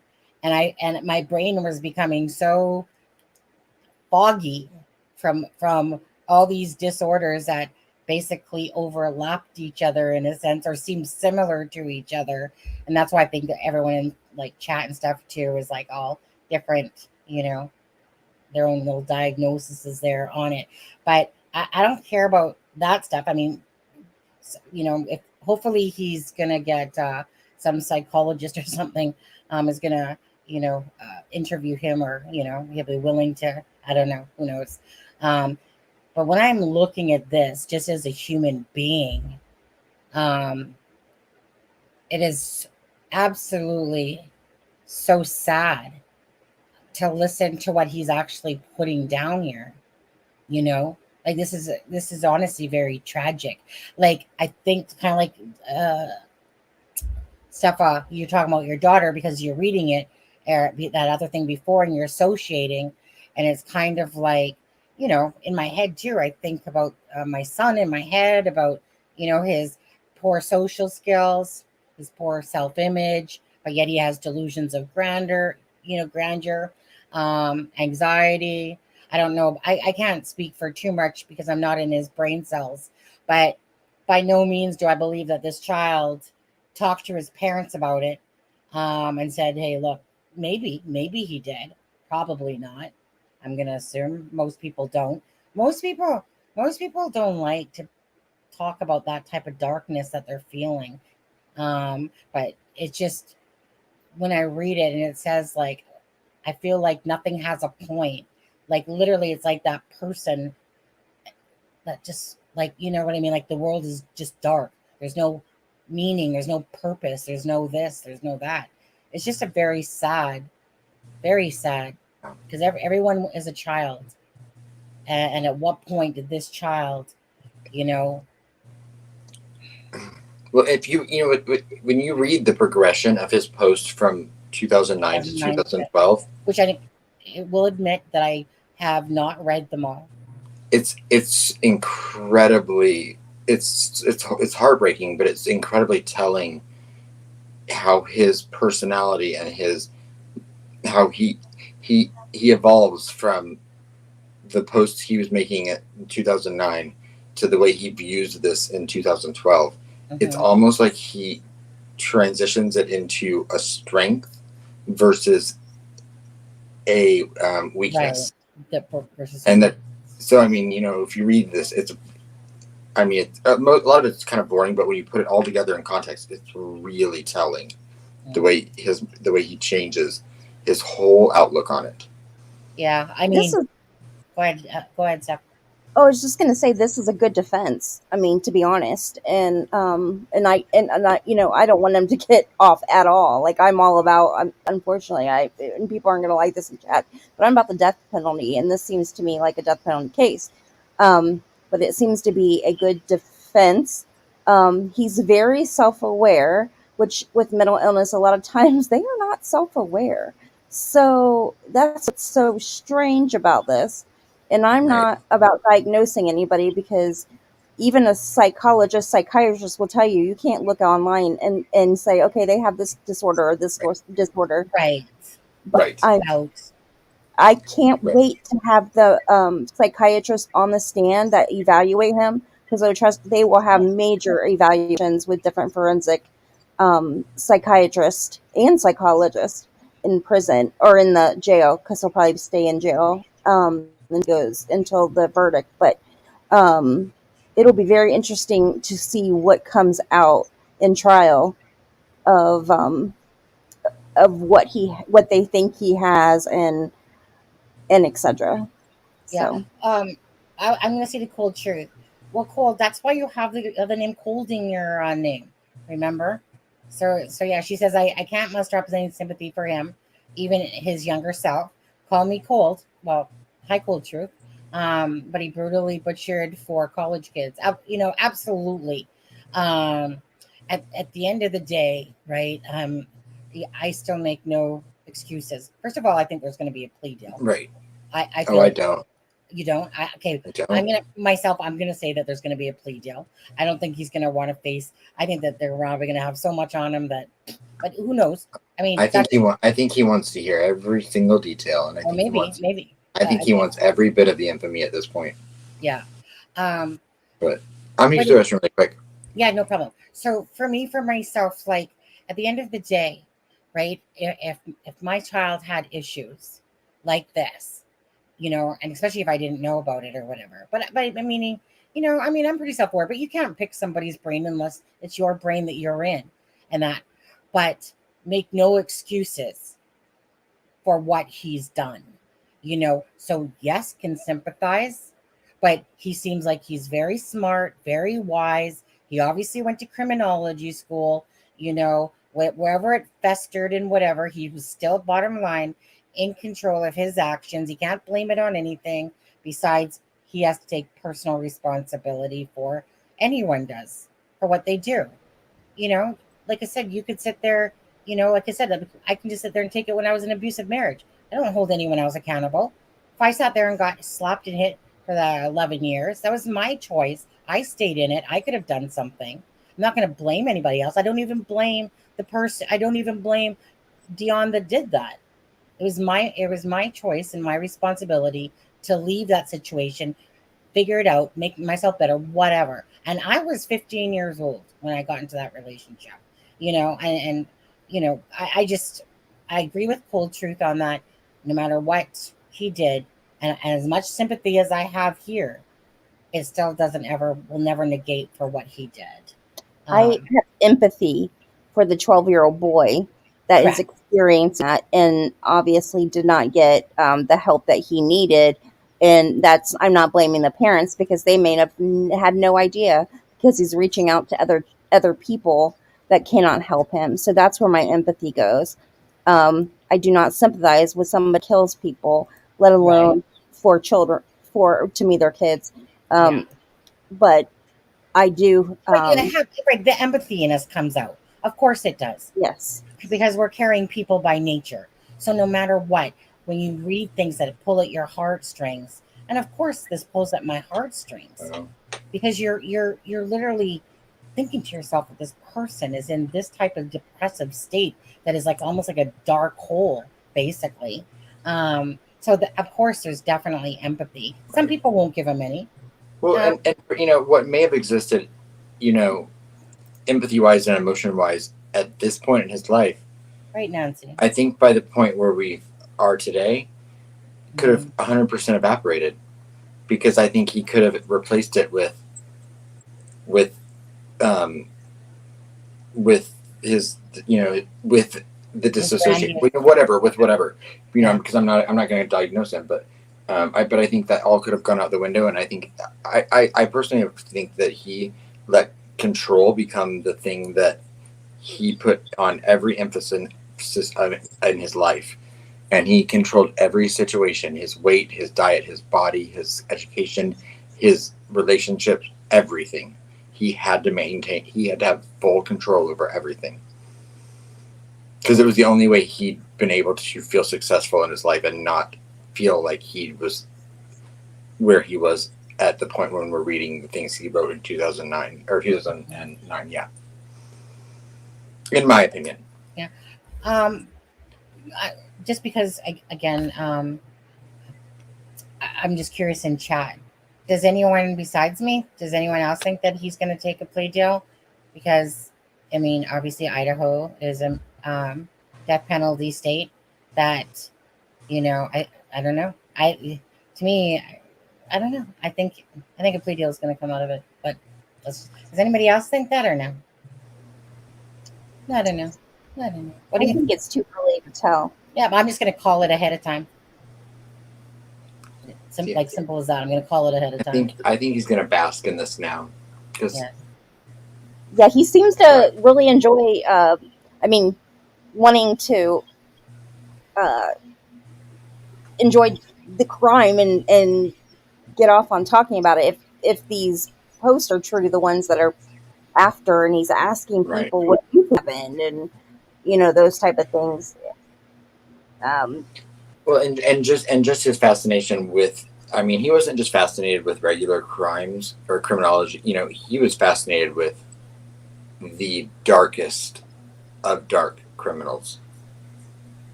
That's where his emphasis was all geared towards. And to me, the actions he took, not that he was a copycat, but they emulated aspects of some of the things that he looked into, and with people like BTK or Bundy. And so no, I think he was going to bask. I don't think he was ready to be caught. I think he's going to bask in every part of it. And even when it comes to the fact that that it's irrevocable that he can't get out of it. No, I think he's then going to toy and play with people and bask in that. Deb, no, I mean plea deal. I think that when push comes to shove, if it so depends really. If you look at this, it looks like he wants to end his life pretty much anyway, So if he's like, you know what, I'm sick of being on this planet, whatever, I'll just fight for it, take the death penalty, and if I get it, I get it. It depends how much he hates his life, pretty much. But no, I'm saying plea deal. So if it scares him, if it does scare him, and he does have more feelings, and he wants to still be alive, in a sense, or risk the fact of the death penalty, I think a plea deal myself, but who knows? I'm just calling it right now, and if it happens, so be it. But I'm going to say plea deal for myself. Right. I guess we'll have to readdress that when when more of the evidence comes out, right? Yeah, absolutely. I see so many similarities even in the way his defense put out like the statement about how he was, almost even the statement his defense put out about his innocence. It almost emulated what Bundy said in court when talking about, do you have anything? And that was during Bundy's sentencing. And Bundy basically came out and said, no, because I'm going to exonerate myself because I'm innocent, even at that point, right. Like I said, could be. And then he spent death row, toying with people to the point where he was like, oh, and then I think right at the end, he was like, oh, well, let me tell you about these other things. Yeah. Because he was trying to delay it, because then reality took over, and he realized that he was going to succumb to what the punishment was for his actions. Yeah. But right now, I think Brian's probably going through a little bit of shock right now because, he's lost control, and he's probably spent the last 10, 15 years of his life doing nothing but having control. And now this is the first time that he doesn't have it. So he's probably in a little shock, but he's going to figure out a way to get it again in his mind. Mm-hmm. You know, his parents are going to see these posts, and I'm sure they have no idea that he was going through this. And they're going to say, oh my, who is this person? I never knew this was happening. They're going to have a lot of guilt, and I just pray for their mental health through all of this. Because apparently, according to him, it seems like his parents are really good to him. We might think they have issues, but I think I think that he has good parents. Yeah. I agree. Everything we've seen, I think I think that his family is. I mean, of course, you never know, but outwardly, everything about his family. I mean, he even says, "My dad is such a good man." Yeah, that's what I'm saying. And they're gonna see this and go, "Holy crap! This was my son. I had no idea this was happening. I could have done this. I could have saved 4 lives. I could have saved my son's life," because they're never gonna have. I mean, they get to go see him in prison, but they're not going to be able to have a relationship like Christmas, and he'll never have children. They probably were in, denial that. I did see something that he had in the things that he had a sexual dysfunction or something.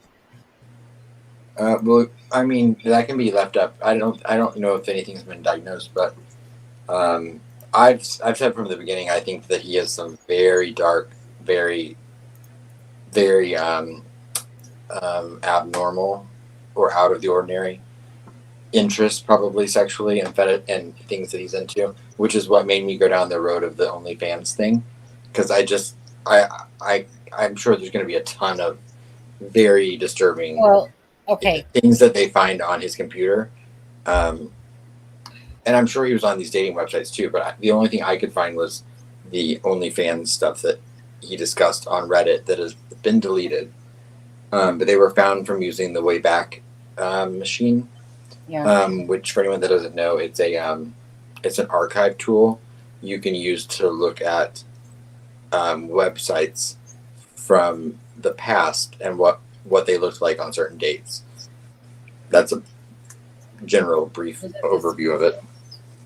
Yeah, I was going to say, because I want to get onto that. I was going to do the Rodgers, but since you brought that up, let's go over to the OnlyFans stuff, Adam. Well, yeah, I mean, yeah, because it's kind of chronological that way anyway, because we started with kind of the stuff from 2009 to 2011, and these posts were all from. I've got to pull them back up now. Yeah, Deb, I'm surprised I haven't seen more people talking about these. Sorry. Deb knows what I'm talking about. The Pappa Rodgers Facebook post that the killer had sexual dysfunction. If the Pappa Roach is a real thing. Mm-hmm. Right, and we're going to go into all that too, because like I said, I had all of those. But these I was able to find using the Wayback Machine,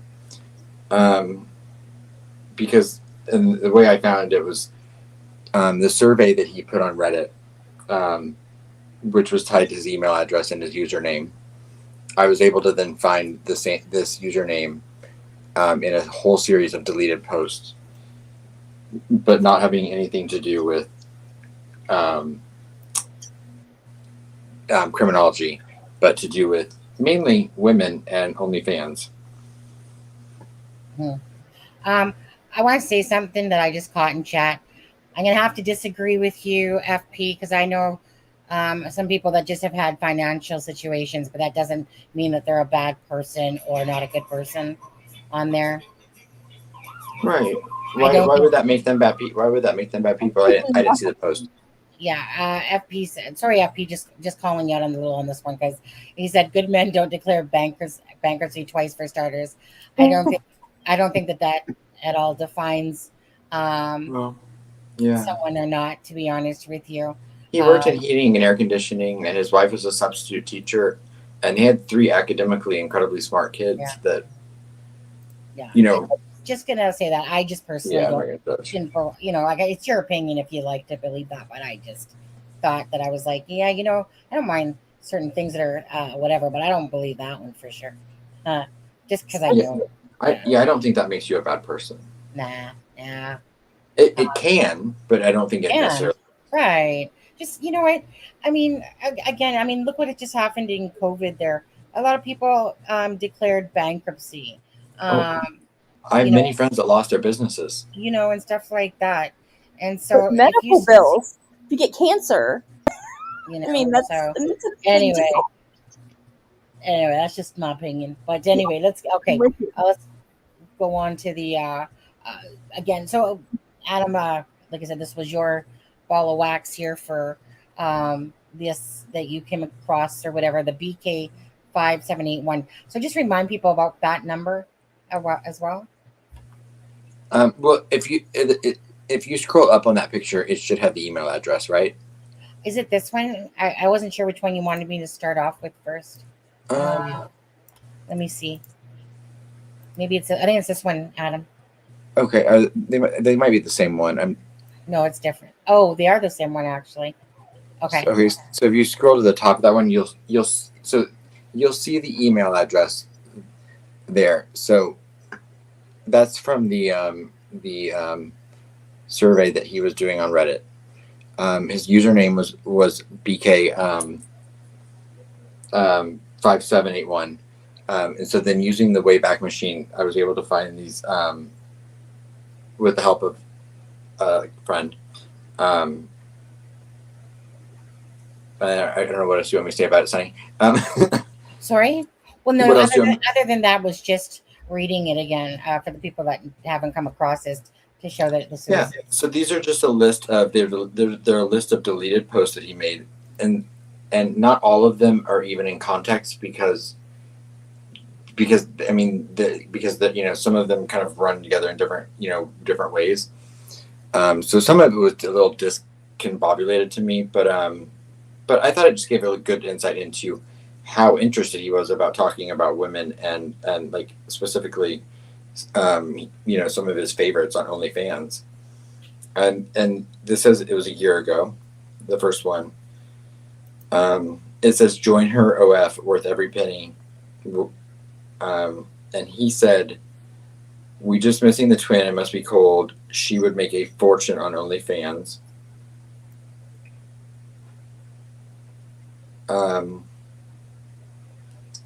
The next one says, stop body shaming Whitney.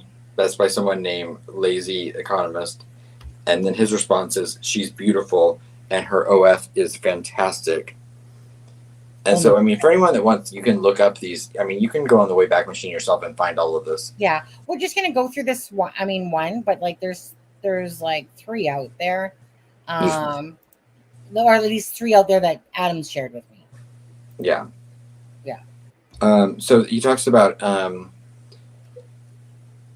something about someone. It amazes me how Derek thinks he's way more in control of this game. That has to do with the game. He's delusional, thinking he's got it. Are you guys renewing your subscriptions to Thickneys OF? And then he said, OLO, autocorrect. No, not worth a monthly fee. She's a gorgeous woman, but it's a very tame OF account. Alyssa in a bikini is the topic in the next one. And he says, no one's hotter than Annalise, he says Annalise. The next one says TIL Jessica Schimmel, who appeared with her dad, Bob Schimmel, in multiple grade HS appearances. And that's not true. He's married to Jessica Ditzel, totally different person. Times are tough at the Hatley Hopefield. He says, haha, I wish I'm a solid 5. I have the subscription. I was lucky enough to subscribe before the change. She doesn't post much, and it's basically just topless pics. I've seen worse, but it's worth the $50. Mm-hmm. Okay. And, again, a lot of things just do it, the OnlyFans. And if I'll skim over just a couple of the ones that I thought were a little bit more. Absolutely. Like, so, there's one, the next one says, what is the criticism of Miss Rachel? Is that the one you have up? Oh, okay. Is that another one? Okay, I'm on that one.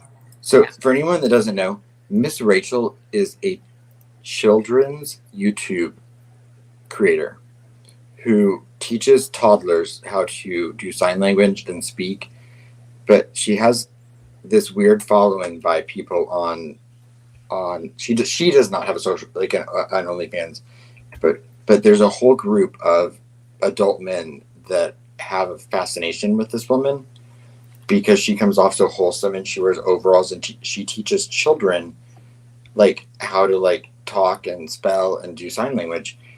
And I actually jokingly, before I read any of this, said to my sister that's how I know who Miss Rachel even is. I was like, I bet guys get off to this because like she'll move her mouth really big and enunciate when she's teaching the kids, and kids love her. So then to find out she really does have, like creepy people that follow her for other purposes.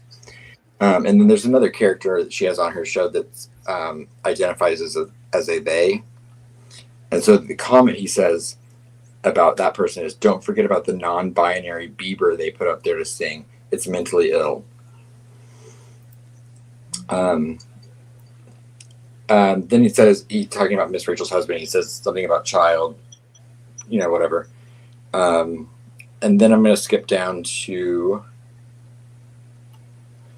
there's someone he's talking about where it says almost there. And then he talks about a woman. He says, it popped out once on a video once. I don't mind it, but she's sexy, but dishonest. And he says, never going to happen. I wish it would, but those nips will be seen. Pretty girl, but she is absolutely awful in a ring and one mic.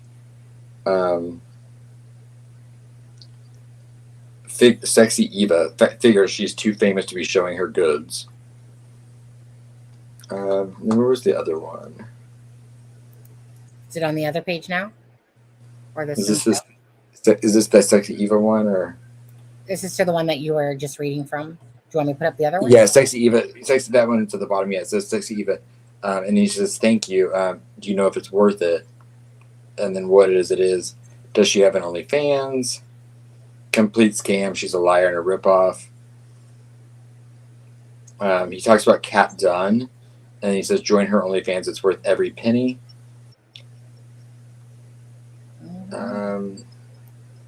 I'm sure this guy has a lot of accounts that we are unaware of. Yeah, and that's just a little bit of it. Yeah. Sunny, is it okay if I jump down? Yeah, absolutely. No, thank you. That was for the part. That was for the part anyway. Thank you so much, Steffa. Thank you, guys. Love you guys. Love you too. Okay. Have a good night. Thank you. I will. I'll be in chat. Thanks. Yeah. And so, like I said, I mean, I think that, sorry guys, I think that he's got, like I said, a lot of hub sites. I'm sure he's got a lot of, I'm just sure that there's a lot more out there. And, again, I mean, I do kind of wonder where that, the Pappa Talk one, considering the name, the username and stuff like that. I wonder where they found that one, to be honest with you. I believe it was from I believe it was from that picture. I believe it was from the picture of the profile through facial recognition. Because if you look to that sophomore picture that I showed the other night, right? And then you can see, so when you're a sophomore in high school, you're what, 14, 15? Yeah. And then compare it to that profile picture on that account. I mean, you could get the facial recognition off of there. Oh, okay. I mean, I know that there's like. Yeah. I don't know that 100%, but that's what I was told. It was how it was found. Right. I mean, there's I think it's Tin Eye. Like Tin Eye is one where you run a picture through, you mean, and then you see if it gets a hit at some of those sites. It also was. I can also tell you that it was also from some other ways. Yeah. Okay. But yeah, either way, definitely I'm sure there's more stuff out there. Yes, I guess it just gives you a bit, it just kind of gives you a bit into the insight of who he is, who he was, who he's become, what he did. supposedly because he's innocent, right? But I do think the stuff that's going to be on his computer is going to be very dark. I think that When they're it going comes to to sexual stuff. find plethora.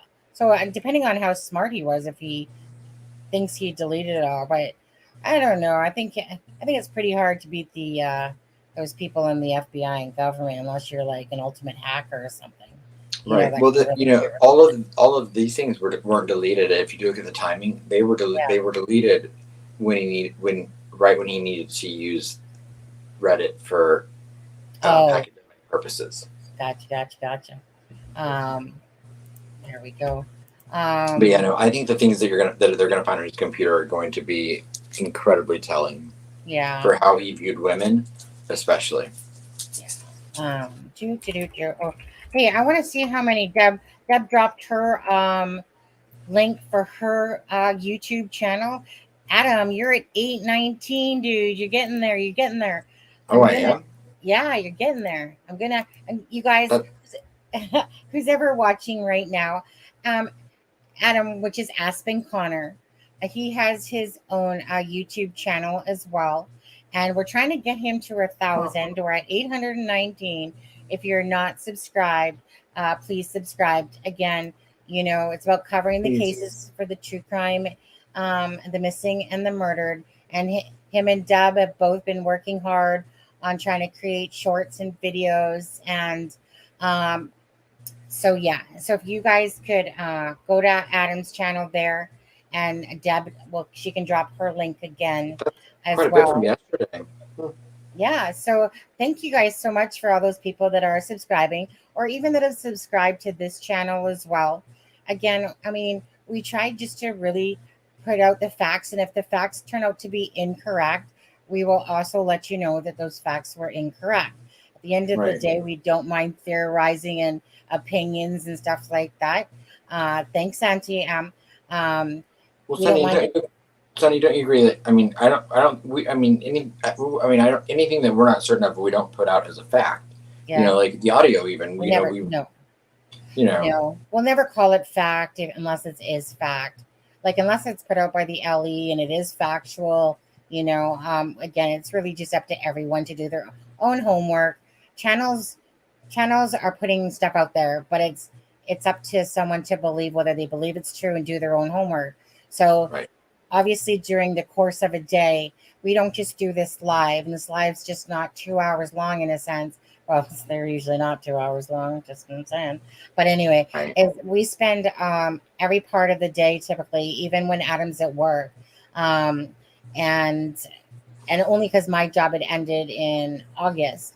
So, I have more free time right now to work on things, which is nice because not only do I create videos, I have to try to do the social media as well. And on top of that, make thumbnails and then search for information as well. Or the fact that honestly, that you lovely people, you kind, generous people submit stuff to us that we look into or can use and stuff like that, or show you guys. But unless it's fact, we don't put it out as fact. You guys decide that. But again, always appreciation to the people that do come on our channel that help out, like Alexa, and then Steffa was just on, and Lewis, and so. Wait, who Steffa? Who? I'm not sure who. It was like a troll that kept messaging me saying, "Let me come on." Oh, I thought you were a ventriloquist there for a minute, Sonny. I didn't know there was another person down there. Yeah. Steffa knows that. Thanks, Joe Moser. But so anyway, just appreciate the likes as well. Again, it truly does. When people talk about algorithm, and it's not cheesy, it's truly is about algorithm. Algorithm is what makes your videos rise to the top, so people see them, and Famously Unfamous is live in Goshen, Indiana. There you go. People like Famously Unfamous that have been on as well. That if a lot of you guys will be from the Delphi case, and of course, some of you not, some of you just with Idaho. It's just about covering for the missing and the murdered. And again, as the channel grows, we will grow and cover more cases as well. Sometimes you just need to find your bearings in a sense, You try different things and see if it goes or not. But at the end of the day, we would like to cover more cases because there is a lot out there, obviously. And we have a lot of content to cover, but yeah. So I just got that little beep that was like, oh, what's that? I was like, oh, that random TikTok hit 100 Yeah. over 100K. So Adam has this TikTok video. And what was the TikTok video on, Adam? Well, it was just one of my YouTubes that because Deb had told me, she was like, you should put yourself on TikTok. So yesterday morning, I uploaded like a couple of videos, and just one of them randomly, which I feel bad because it's not even, it talks about, part of it's the knife. It was from when the guy had bought the knife on Facebook, and people were saying, is this the knife? And I'm like, oh, well, no, I mean, so it's in that video, and I'm like, and it's hit like over 100,000 views. Yeah. Which crazy, I'm like, I have like 200 followers on TikTok. I don't know how TikTok works. I don't use it. I don't know anything about it. I have it, but I don't really play with it.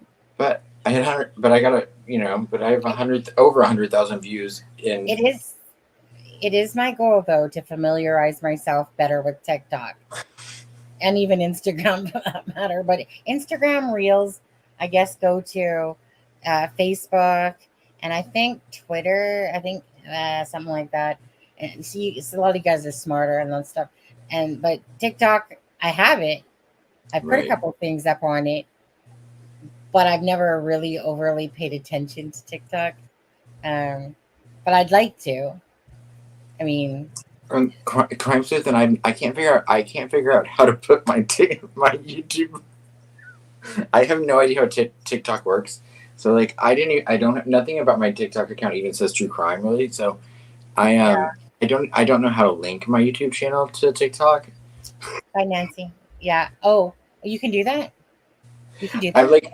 I've literally just like put out like 5 videos, and I was like, oh, well, how'd that happen? Because I kept getting like these beeps, and I was like, what's happening? And I was like, oh. Yeah. But I feel guilty in a way. I'm like, I feel like I should take it down. Take it down. So wait, I'm still on this. So you can lick like a lollipop should be licked. But you can link your TikTok to YouTube. Can you? Serpentine, Aspen, and Adam are the same. Not Austin. Yeah. But it's Aspen Connor. And I'll put my YouTube channel in the link so you can. Austin, I hope you're subscribed. Serpentine, if you want to subscribe to me, I got it. I'll put the link in here. Are you talking about to TikTok? You talking about to? Oh no! I was talking about YouTube. Oh, I just posted it. Cool. Hi Stephanie, how are you? All right. I know how to find my TikTok link. Hi Miss Sam, how are you? But I think you should make some eye patch merch. All right. Yeah, but it's different because, which reminds me. Okay, so hold on a second here. Now that I'm noticing that CloudBot, which is Streamlabs, isn't working still. So the Streamlabs lady lied to me then, because I messaged Streamlabs on Twitter and I said, is your Streamlabs having an issue with, let me just make sure, with YouTube? Cause I saw some people saying that they had some issues or whatever. And she said, hold on, it's showing on. Yeah, it's showing on.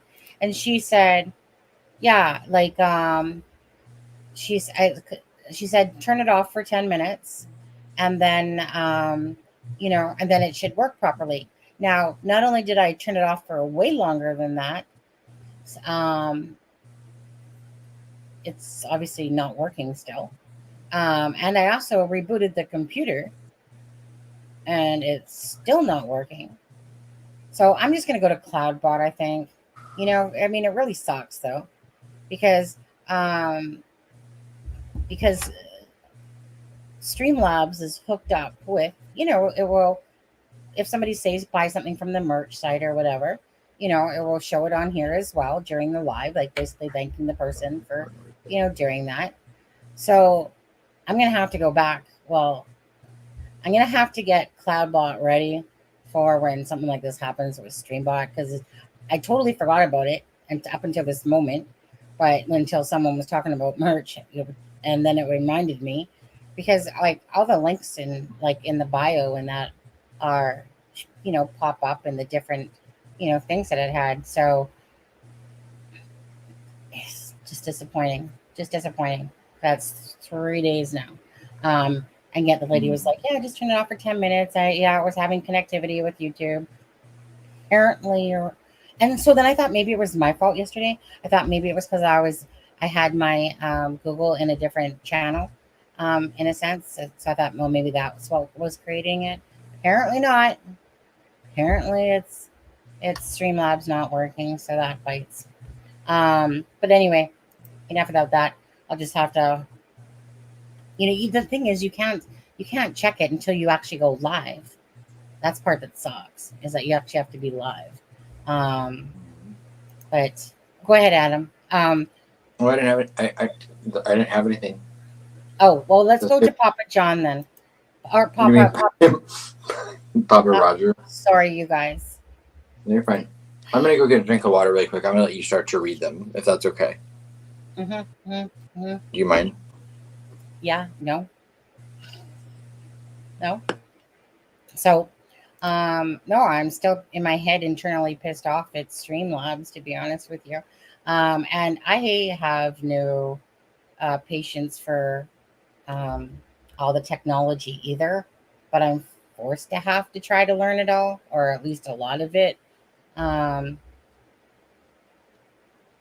Which one, Diamond? You talking? Oh, which reminds me, I'm gonna do this because stop for a second, and I'm gonna go over to Hux. I want to go over here. Okay, so I just want to show you guys another thing. Okay, that reminded me of the virtual. The Idaho. Okay, so that's what I want to talk about for a second. So, Crime Sleuthin had put the link in for Hux, who made a virtual of the Idaho. Okay, so does it go into it? Okay, this isn't the right one for it, but either way, okay. He's the one that created the actual virtual. I added to it. So I made a video out of his video, and then I added to it. So I wanted to show you guys all the different things. Now, in the start of that Idaho virtual video 360, if you guys haven't seen it, again, it's a great video in there.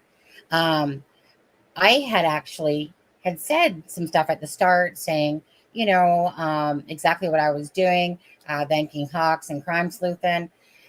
But see, YouTube just said you have a video, not a video claim, but basically saying that I have to do video sharing. And they told me that it was only between this and this. So I was like, share, replace song. But it also took out my audio until the end when I think you hear it there. So because it was for the whole video, I was like, well, screw that. I'm not going to take out the whole darn thing. It can just be, revenue sharing for that beat or whatever it was. But anyways, so it ended up taking out my intro part of it and stuff like that. So I seen this message on the channel, on the YouTube thing saying, hey, maybe if you could, say something or give credit to, his video and in a nice way. And I was like, oh yeah, like I didn't realize I didn't put the link because I was going to put the link. Actually, I didn't even know he was on YouTube.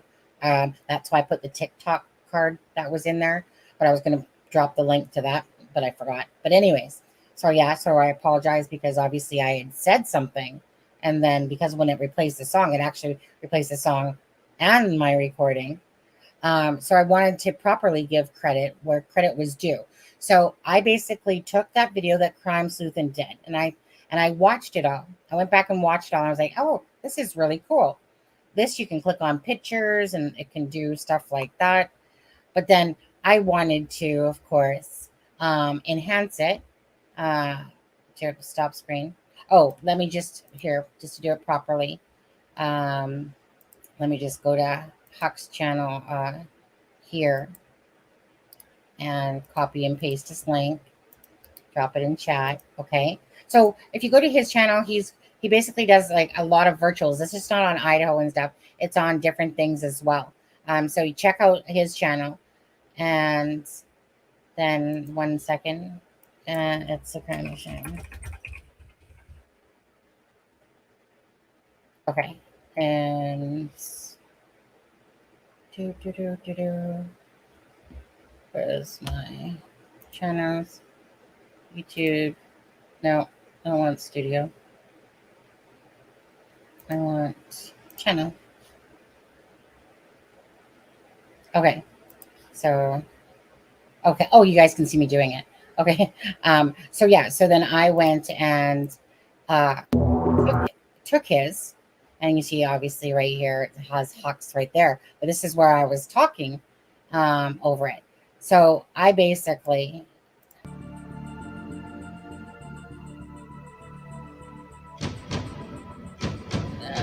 I'm trying to get to a part. So like for instance, I added those pictures in as you're doing it, and plus I obviously added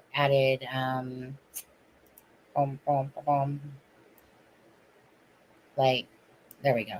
Oh, where did he go? A little bit before it. Shadow Man. Ah, come on. Fine, like right there. Okay. So I added this person into it as well, basically kind of putting what is probably more to believed as the path of him coming in the back door shut, type of thing. So I enhanced in a sense what he did. So at the end of the day, I just thought it was a very cool thing that between his pictures, and then I was enhancing his wording as well, so it wasn't as small. And I just was tweaking it, but he did a lot of great things. I think it's a he because it looks like a he thing first. He did a lot of great things by adding the pictures and some videos and stuff like that. And yeah, so I just wanted to give it a 2.0 version to it in a sense, and give you guys a feel of, okay, here's this, here's a few extra pictures. Let me tweak the affidavit stuff that he had put in there and make it so you guys can see it bigger, and then put in the shadow guy. With another YouTuber, yeah. I'm gonna have to message them again, but anyways, just wanted to give a shout out to Hux there for that 360 video, that part that he did, and then thank you, Diamond Eyes, and then give myself a little pat on the back for making that one even better. Not to say that his wasn't great, because it was, but I just wanted to add to it. I thought it would make a great video so people could have a feel of, up the stairs and then back down and the path traveled, which is probably the most likely thing. Anyways, thank you so much. And thank you to Crime Sleuthin for sharing that with me. I thought it was really great. Once I went back and looked at it the next day, thanks, Diamond Eyes, I was like, cool, hey, he has all this stuff in there. Like, I didn't realize it the first time because I wasn't used to. I've been on virtual reality maybe a couple times in my life, so I wasn't realizing that there was all these cameras and as I was doing it. So my bad. Anyways, so thank you to Crime Sleuthin, and thank you to Hux. Whatever mark we're at, the 2 hour and 20 mark, I think we were at. I started talking about it. So let's go back to, I guess, here. Okay. And let's go back to Papa John. Now, forgive me, but Adam sent me a ton of these things yesterday from the pop. Whoops. No. Get off of there. Go away. He sent me a bunch of these things yesterday. So honestly, you found the thing. You found the virtual reality confusing.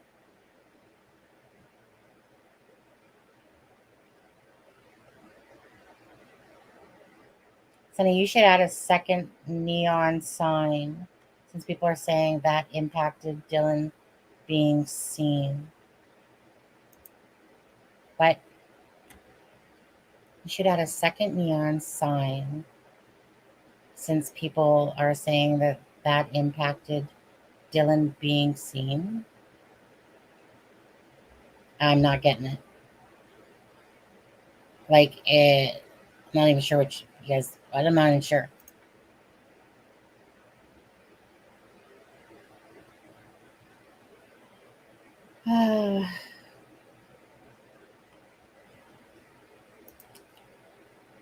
Yeah, I'm not really sure what you're meaning.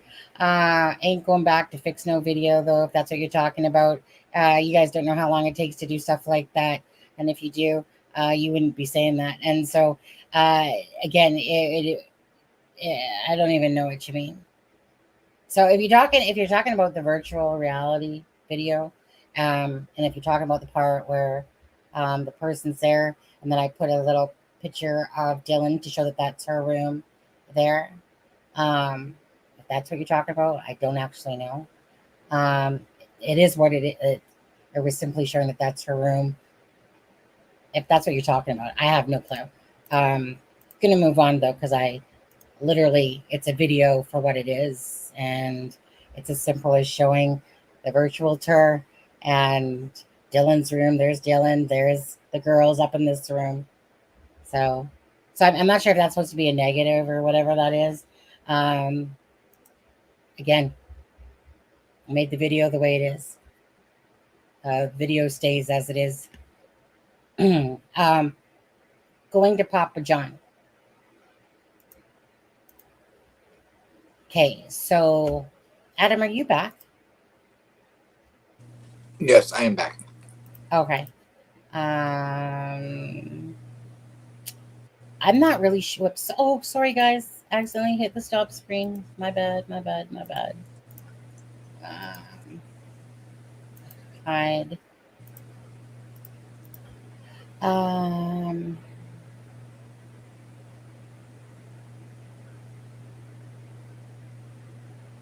Like the glare from the second good vibe sign. Oh,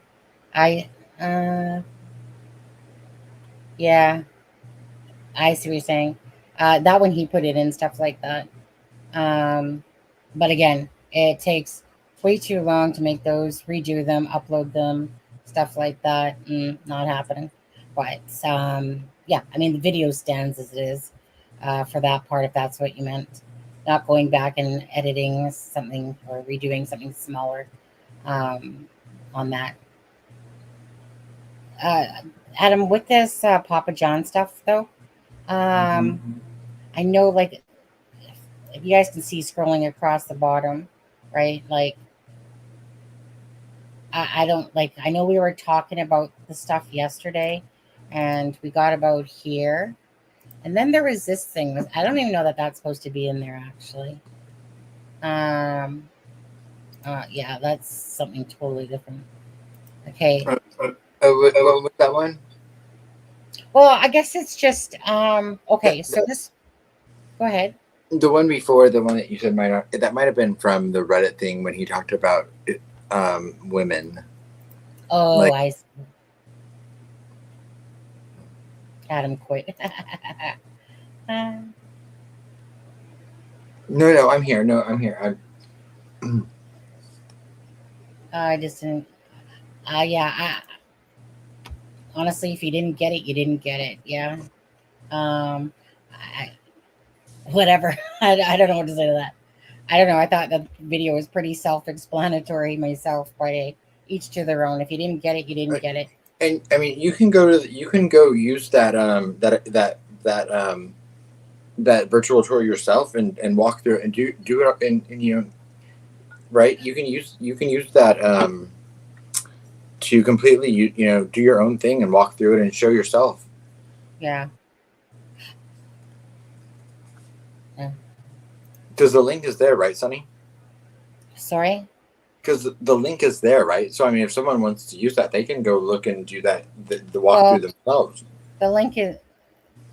You're talking about the link from the original? From the virtual. That's on Huck's page, yeah. Okay. The link's in the description for his channel. People can go... like, I don't honestly know what Natalie means, but I don't get it.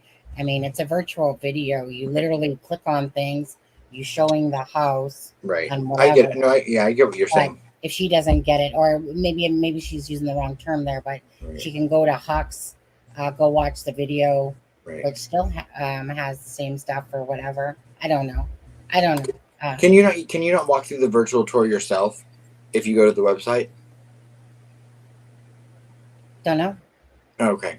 I don't know. I thought when you were playing around with it the other day, you were kind of like doing up and down. We were going, controlling it yourself. Oh no. So yeah, well, and so some people learn differently. So I was like, Natalie Correct. it might be better for Natalie to, like, if maybe she learns better if she goes to it herself and does it. Yeah, I literally don't know. Again, Huck's link is in the description, and I just showed it there. But yes, so correct. So I was using the link that Crime Sleuthing gave me, which had the virtual tour, and of course I'm in control because I'm going through the home myself. Correct. So I'm deciding what I'm showing and what pictures I'm adding. So to it, obviously. So meaning I can't add into his virtual reality in a sense that way, but I can, of course, bring my video that I made from the virtual tour, bring that in, and then overlay pictures on top of that and make it part of the whole thing, kind of like the shadow figure moving. I have to create that movement throughout it because I'm the one that made the video. You know what I mean? It's like you make the video first, go through all the different things, and then you go back over it. You bring that video into your program, and then you overlay things on top of it, stuff like that. So correct, Adam, for the sense of you're literally walking through it yourself, but those features are still all there because Huck's created it. Does that make sense? Or did I overcomplicate it? No, you explained it perfectly. On there. Yeah. Anyways, whatever. Regardless, thanks Diamond Eyes and everybody. It is a great video. It is a good video. He did a lot of amazing work in it, and like I said, I just added some things to it to make it what I felt was better, to give people an idea of what it looked like inside too as well, but show some pictures over top. End of story. Moving on and going on to Pappa, because we're already at the 2 hour and 30-minute mark, and there's a lot of stuff to cover on this. So going to, well, just, you know what, Adam, I don't even care that they're in row or not in row. But can you do me a favor and just give the gist about this? Just give the anyone that hasn't seen anything about Papa John, just give the gist of the generalized about what it was all about. So the gist, So the gist is that the Oh, sorry. Did you want to be on camera? My bad. there was a Facebook user that came out. I can't remember the date of the first. I've had them for so long, like now that since we know of Bryan, but that came out and people started correlating this user to Bryan, and then the picture that we showed first there. A lot of people speculate that it's Bryan. Some of the comments that he make are very they're eerie, whether it's Bryan or not. I found the most interesting parts of it not to be only some of the stuff he talks about the crime. He even gets into an argument at one point with someone about the sheath. When I look with the first thing that attracted me to it was the if you looked at the research questions he was asking on Reddit for his thesis, he then goes in, or this user goes in and asks basically the same questions or then answers them himself, and just talks about the crimes in a way that is very eerie. So again, not saying that we have any proof that this is Bryan, but there are I think it was like 48 posts that I ended up coming across where he commented it on different threads, and just very interesting. And then what was it, as of like 2 days before the arrest or whatever, they stopped And I'm sorry, Carol. I didn't say sheep. I said sheath.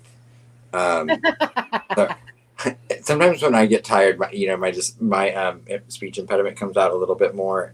It's been doing it bad the last 2 or 3 days. I think it's just because I've been on stream so much and not slept well. But no, I meant sheath, not sheep. So, and I'm only drinking water. Yeah, Natalie, I'm not mad. Again, someone takes it just when someone's going, I didn't get it or something like that. I'm like, wait, I don't know. I thought it was pretty self-explanatory. I don't get mad. I'll get even. I don't get mad. But Right. no. And, No. and Carol, if I was going to say sheep, I would say bah. Bah. Yeah, that was a bad joke. No. Wait, Sunny, are you mad at her? Okay. Oh no. Yeah, bad Natalie. Bad Natalie Bell. No. But yeah. So I mean, No. so I grabbed all of these from the internet because people have some people firmly believe that this is him. I'm not in any way saying it is or isn't. I'm saying some of it's interesting and coincidental maybe, but I wanted to make sure everyone had all of the information. If you want to look at it and read the comments, you can make up your own mind, because we'll find out if it's him. Yeah. I mean, we clearly know that he used social media, even though he didn't necessarily have social media accounts. But that'll all come out in court. So whether it's right or wrong, it's just something interesting to look at. And for the people that believe it wholeheartedly, they're out there saying that, that it's fact. And for the people that don't believe it, they're saying it's out there. They're out there saying it's completely BS, not real at all. So all I wanted to do was look, because I have to look at everything for myself. So I grabbed every single picture, all 48 of them, I believe it was, and was like, okay, well, here they are, and I'll put them out, and people can make up their mind. Yeah, and that's just it again. I mean, honestly, like, I don't know that this is him or not him, to be honest, and I probably won't believe it unless I see it in courts brought up that it was proven to be him. Right. It's just are there things he says that are weird? Absolutely. So obviously this is the question that Bryan posed on okay, can I ask you something? Because I'm pretty sure that, so is this DeSales University, are these questions that DeSales has as a no, or did he pose these questions? So what I did, what like the white screen on the right hand side of the screen is so he had a list of questions that he posted on Reddit when he was a student at DeSales University doing his thesis, and so I broke down each individual post that he had done, or someone had done. Someone else. I did not put these together personally. I did my own, but then they didn't turn out as well. But yeah, so the question on the right was something from his college survey that he asked, and then the post on the right is the post made by Pappa Rodgers in the Facebook groups, that you can make your own assessment of whether you think he's asking and answering his own questions. Right, exactly. If you want to look at it that way. Yeah, exactly. And then there are other things that are there, and then as it goes deeper in, he gets into conversations and back and forth with people in the discussions, and then some of it I found interesting, where he exerts himself into things where you're like, and he does not like to be questioned in his knowledge. Yeah. I mean, but might not be him. Might just be a troll. But right, exactly. But Bryan's name was not out there. That should be pointed out. Of course, we didn't know about the survey questions until we knew who Bryan was. Yeah. But most of these posts were all out on Facebook before then. Yeah. So if you find correlation or similarities in them, yeah, just remember those posts. No one knew who Bryan was when when these posts were made. Okay, so I'm going to take us off the screen so you guys can see it bigger. Okay, and we'll start. I'm just going to, I know yesterday we talked about this, like the sheath and the fixed blade.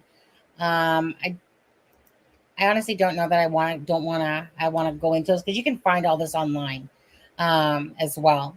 So we'll start here, and it says, the question was posed by Bryan. How did you accomplish your goal? Please explain what you were thinking and feeling. Pappa Rodgers. Okay, I thought it was Rogers. Pappa Rodgers. I'm calling him Pappa Rodgers anyway. 1 knife and 4 people. The killer took a big risk. The knife could have easily broken off or become ineffective after 1 or 2 murders. Are we sure there is only 1 knife involved? And again, this could simply be Bryan answering himself, or it could just be a person that is simply answering back to the question that was posed, to all the questions that he asked. I'm just kind of gonna go in order of how I see them. This one says, did the killer stop at 4 victims out of exhaustion, convenience, or lack of knowledge? That was a post by Pappa Rodgers on December 8th. Then Pappa Rodgers says to this Mariki, whatever, Parkinson, this is a discussion of the case. You are participating by choice. Okay. Oh, shoot. I guess we are probably out of order then. Let me see here. Sorry if it's all a little bit out of order here, for sure. Regardless of what I've seen released, I believe that this was a SA-motivated crime. Pappa Rodgers said that on the 21st. On the 20th, he said, did the, I would say perpetrator, drive, walk, or some combination of both the scene?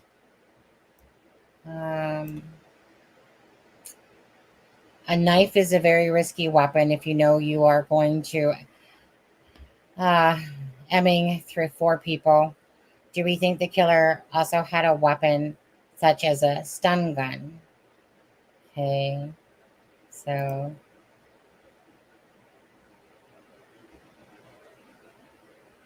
yes, he also likes his steak medium. And so he was asking for a first thought. And then Pappa Rodgers says, is that your first thought?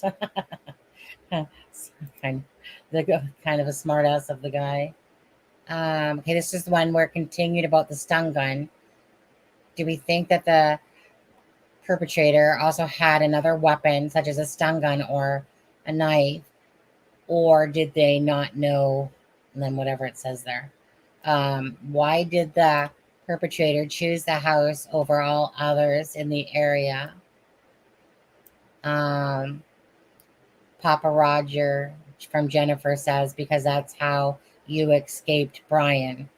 So basically she's calling him out for being Bryan. Then it says, how did you leave the scene? And then Pappa Rodgers says, how did that perpetrator leave the scene? I think he's meant to say, did he clean up at all? Did he clean up at all? Right. Okay. I think there's just so many here. Before we get back into the black ones, I think I'm going to continue on with these white ones. Yeah, of course. So it says, by Pappa Rodgers, Google Trends show the search history for the house by date. Lots of Thursday activity. What do we think? Thoughts on this? And these were some of the ones I found the most interesting, because this person went in and they were like, they put a lot of detail into these posts. Okay. So this is about where the bodies were. So this obviously wouldn't. So this is obviously wrong. Now Right. that we know, it was saying that Zaina was over here, and Ethan was on the bed. Right. But there are a few things throughout these posts that could be mistakes because it's not him, or they could be intentional misleadings because they are him. And again, I'm not saying that it is him or it isn't him. I'm just pointing out that you can look at it both ways. Like there's one point in it that he just says the white Elantra has nothing to do with it, and you're like, well, are you saying that because it's your car, or are you saying it because you don't think that? Yeah. Case discussion. Matt says lights still on, or case. Yeah, Matt says lights still on the third floor window in body cam footage from alcohol citation video. Curious if anyone else sees more. So they're obviously talking about third floor light there. I'm not even sure what that one's kind of actually going on about. So there's the third floor light.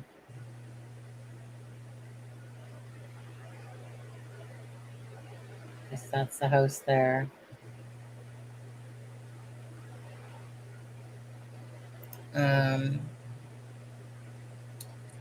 The date of the, oh, you guys can read that, was chosen on purpose. Thoughts? Okay, that's about the date being November 13th, obviously. Okay, well, we read that one already. What's that, boys? What you gonna do? I put the sirens in their first CD, by the way. I changed it just a little bit on that Bad Boys subscriber thing. Thank you, subscriber. I can't see the channel right now. I'm looking at this, but thank you. December 11th. Do we think that the perpetrator took anything from the house? Okay, so how did you leave? Oh, no, before leaving, is there anything else you did? So it's, do we think that the perpetrator took anything from the house? And then the other one says, how long do we think that the perpetrator was in the house? Now, and this one says, why did you choose that victim over targets over others? And then Pappa Rodgers has, I guess that won't really apply, but why did the perpetrator choose that house over all others in the area? What do we think is the entrance point to the crime scene?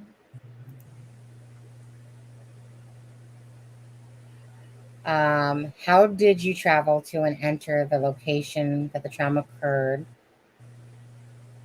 And he has, did the perpetrator drive, walk, or some combination of both the scene? I think we already read something similar to that one. Boom, boom, boom, boom. Let's see.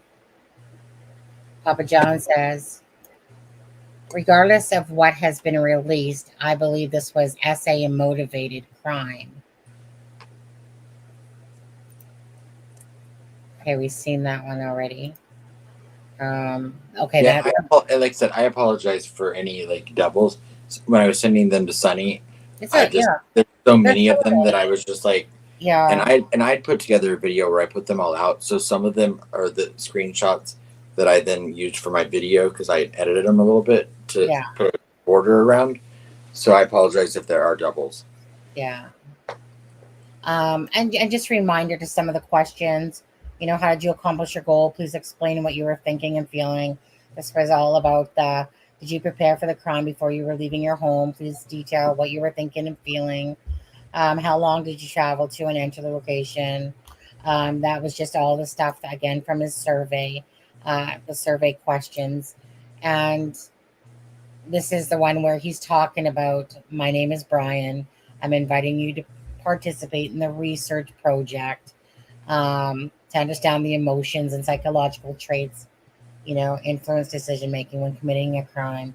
In particular, the study seeks to understand the story behind your most recent criminal offenses, Again, just somebody obviously looking to learn more, which looks like it's for his own use, to be honest. Then this says Bryan ads portraying SA objectified females and males are frequent in today's society, but little is known about the viewers' opinions of the models portrayed in such commercials. This study investigated how much music affects viewers' attitudes towards the models and how they feel about the product being advertised by them. Okay, I think that's the first time I've seen that one. Okay, we already seen this one already. How long do we think? Well, I want to go back to these now. It says, go ahead, Adam. So this one at the top says, the date of killing was chosen on purpose. Thoughts? And then he says, 4 weeks in and no suspects. What is the motive? And then he says, how long do we think the killer was in the house? And then he says, what do we think is the height and weight of the killer? And those were posted on December 11th, or 10th, 11th, 12th.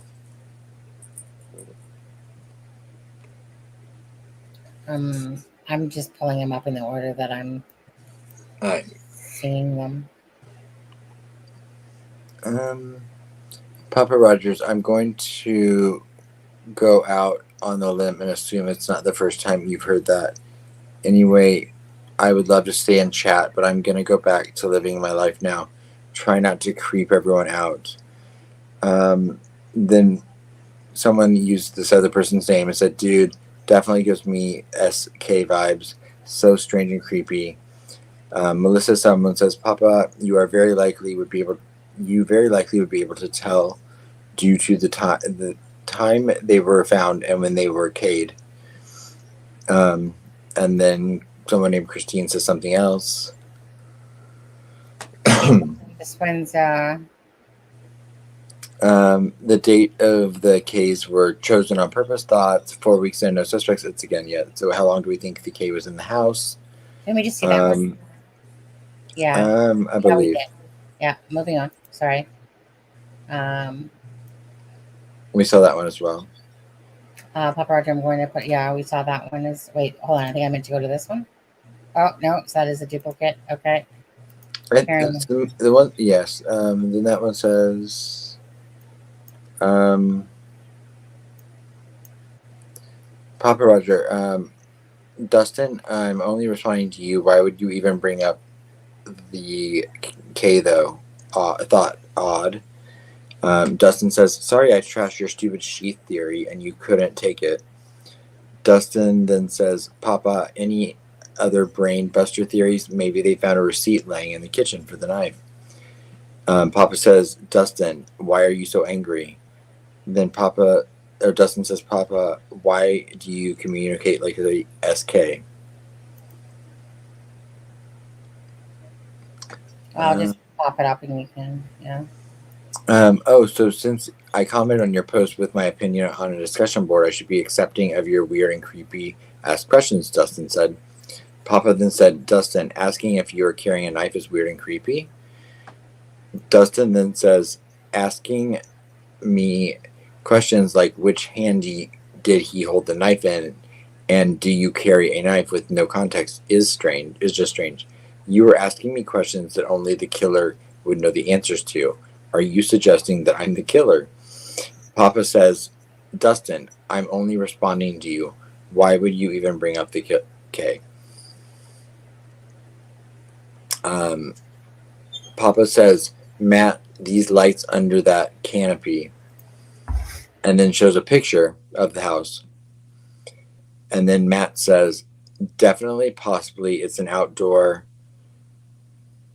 I can't read any more of this, honey. Sorry, no, my husband came in the room, so I just turned. Oh, you're good. Okay, so. It's an outdoor light. Hard to establish what level the light is on. Both Google Street Views I reference are from different angles. Body cam footage is from the middle of the field. And then, is that the top of that one? Yeah. So then Pappa Rodgers puts a picture of the house and labels he labels bath on the left-hand side of the third floor, hall in the middle of the third floor, bed on the right-hand side of the third floor. And then Matt says, "This is helpful, thanks. Could be a hall window on the third floor or a living room on the second floor."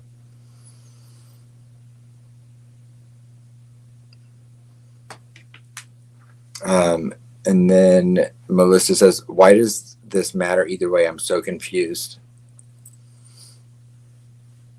To which then, definitely something to look at. Good luck. Papa says, "This isn't a bedroom light."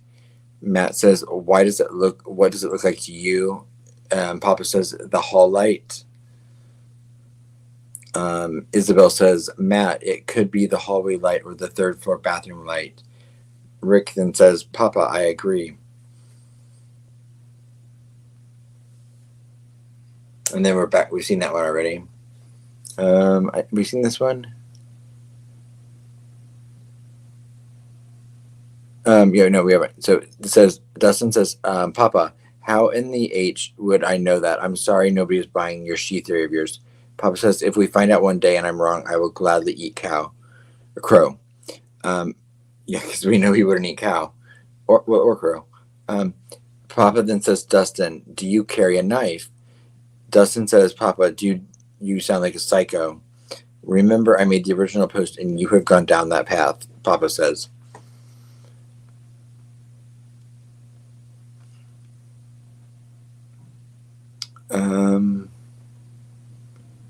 We read that one already. And this one was November 30th. Of the evidence released, the murder weapon has been consistent as a large fixed blade knife. This leads me to believe they found the sheath.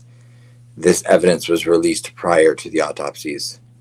Which, okay, if you think about that, November 30th, like what would lead like that person to just randomly comment on Facebook, "I believe they found the sheath"?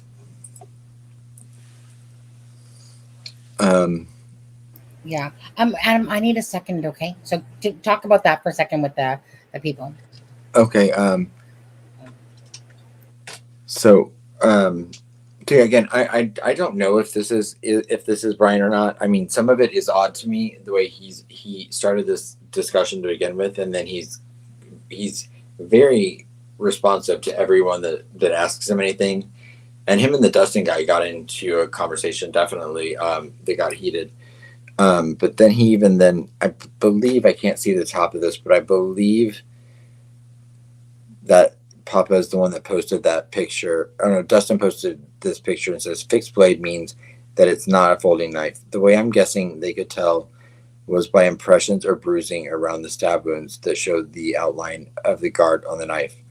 I'm not sure what the chapstick is supposed to implicate, other than maybe size, but and you then see the handle there.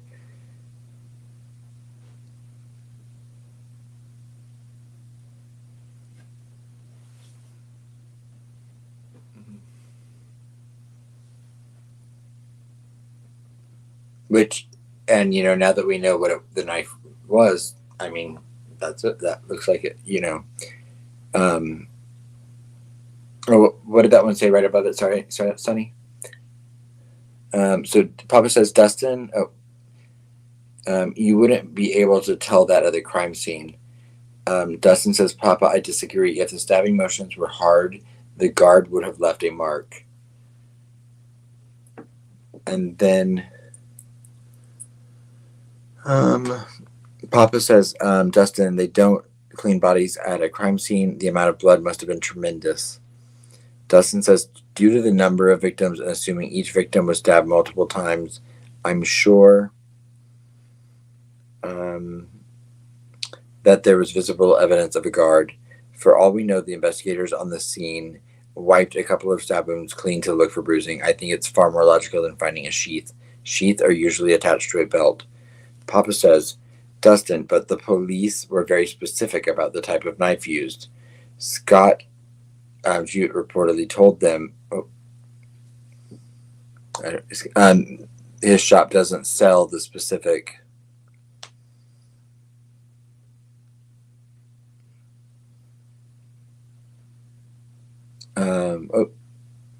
that was it, wasn't it? That was the right one.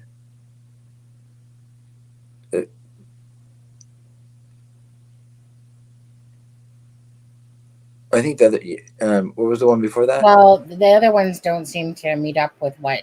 Well, no, the one you just had something about the but the police were very specific about the type of knife. Oh, okay, that was the end of it. I'm sorry.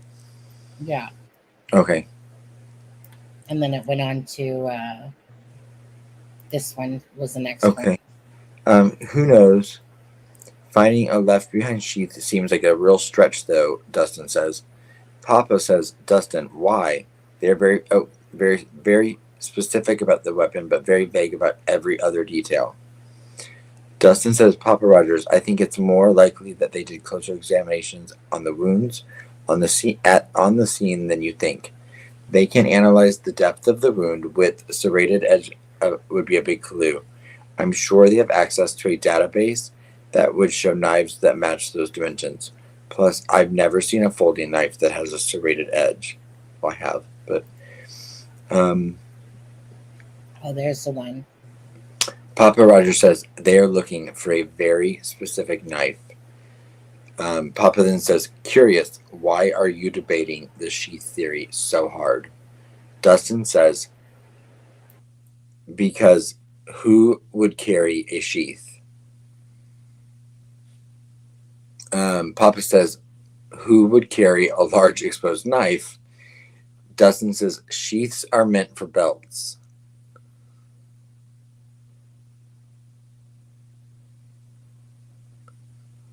Pappa Rodgers says, someone who is ready to commit a premeditated murder. If you were sneaking into someone's house and looking to kill them with a knife, would you have the knife in a sheath when you entered? Dustin says this. I think the killer had it in his hand upon entering, just in case he was confronted and forced to fight. Pappa says, Dustin, how did the killer hold the knife prior to entering the scene, in your opinion? Dustin says, Pappa, I would guess he carried it in his hand wherever he came in from.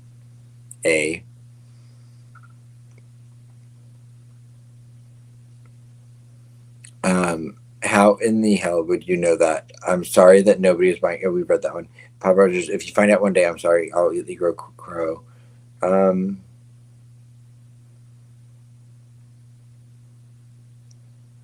Is that the same one? Yeah, we read that one. Okay, then I think that's all that we have.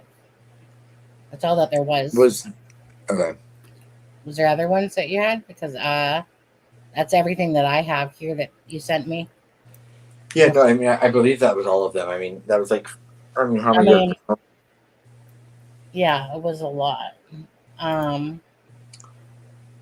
So my question to chat, to be honest with you, and I'm sorry, but I'm trying. My husband just brought me some A&W, so I got onion rings. Don't get jealous. So I'm just curious with chat that's watching right now. Do you guys believe that this is Bryan behind this? 1 for yes, 2 for no.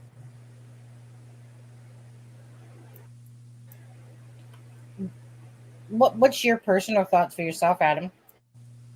I don't know. I mean, you know me. It has to be in front of my face before I'll accept anything as 100%. I found hit. I mean, I feel like the Dustin guy was just someone just casually, going back and forth, maybe even playing devil's advocate. But I found it interesting that, the Pappa Rodgers guy was very intent on the sheath, and he was also very intent on the knife. And then he went as far to point out, where he thinks the windows were, I don't know, little things like that make me think maybe, but and the dates are interesting too to me as well, but I don't know. I mean, yeah. I mean, that the profile picture there. I mean, I know is. I mean, it looks to me like one of those apps that's used, kind of like the one I have on my avatar. It's one of those that kind of can take your picture and turn it into either animated look, or like in the one that I used, it was like you turned into an etching. So I mean, that wouldn't be out to me. That is not that's not outside of the realm of possibility to use. And we know we have a picture of him in high school wearing a Rangers uniform. Yeah. So little things like that, it's interesting to me. But am I going to say 100% it's him? No. Am I going to say 100% it's not? No.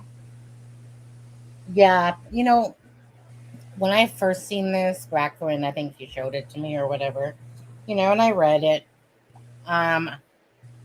honestly, my gut feeling was it was just a person that was discussing it, talking about what we kind of thought. Did we think this and do you think that? I personally didn't get any Bryan vibes off of it myself. Right. That's just not, I personally. Right. Like I said, once I read it after the affidavit, it made me think a little bit more about it, because there was such an emphasis on the sheath, which at that point we really didn't know anything about. No. Unless he had inside knowledge, like some people do. Right. I mean, I guess. And even about the which hand did you use, and why? I mean, he almost it's like he wanted to correct people that were wrong, that were that were on the right track a little bit, but he wanted to correct them if they were wrong. Was there a lot more posts than what we're looking at here as well? No, there were 40. I think it was 41 or 40 some posts, and I got every one of them. Okay. Yeah, I mean, the sheath thing here. The sheath thing is obviously, strange, but then I thought to myself when I was reading that, well, because they were very specific about the knife, how could they be that specific about the K-bar knife? And I was like, okay, well, that doesn't really make sense unless there's something else telling them that. And I thought, okay, well, that sheath thing that the guy said would make sense. Like, meaning a knife activist or someone that owns a lot of knives would have probably more of those thoughts of like, how did they know this? And then so if they're talking about, okay, the knife, and then, maybe the handle that it left or whatever, imprint or bruising, could have maybe told them. I just felt like it was a little too much for them to be that specific if there wasn't something that told them. Right. And then the questions with the study, once we realized it was Bryan, and when we read that Reddit study that he put out, and then to read almost word for word this user ask those exact questions, which can be argued that they're normal questions people can ask in true crime.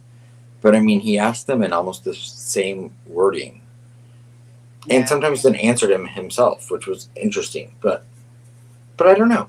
Natalie's having a conniption poop over there. She said, I can't, seriously, he isn't the person to you. And Natalie, I'm saying there's absolutely things in my head that go maybe.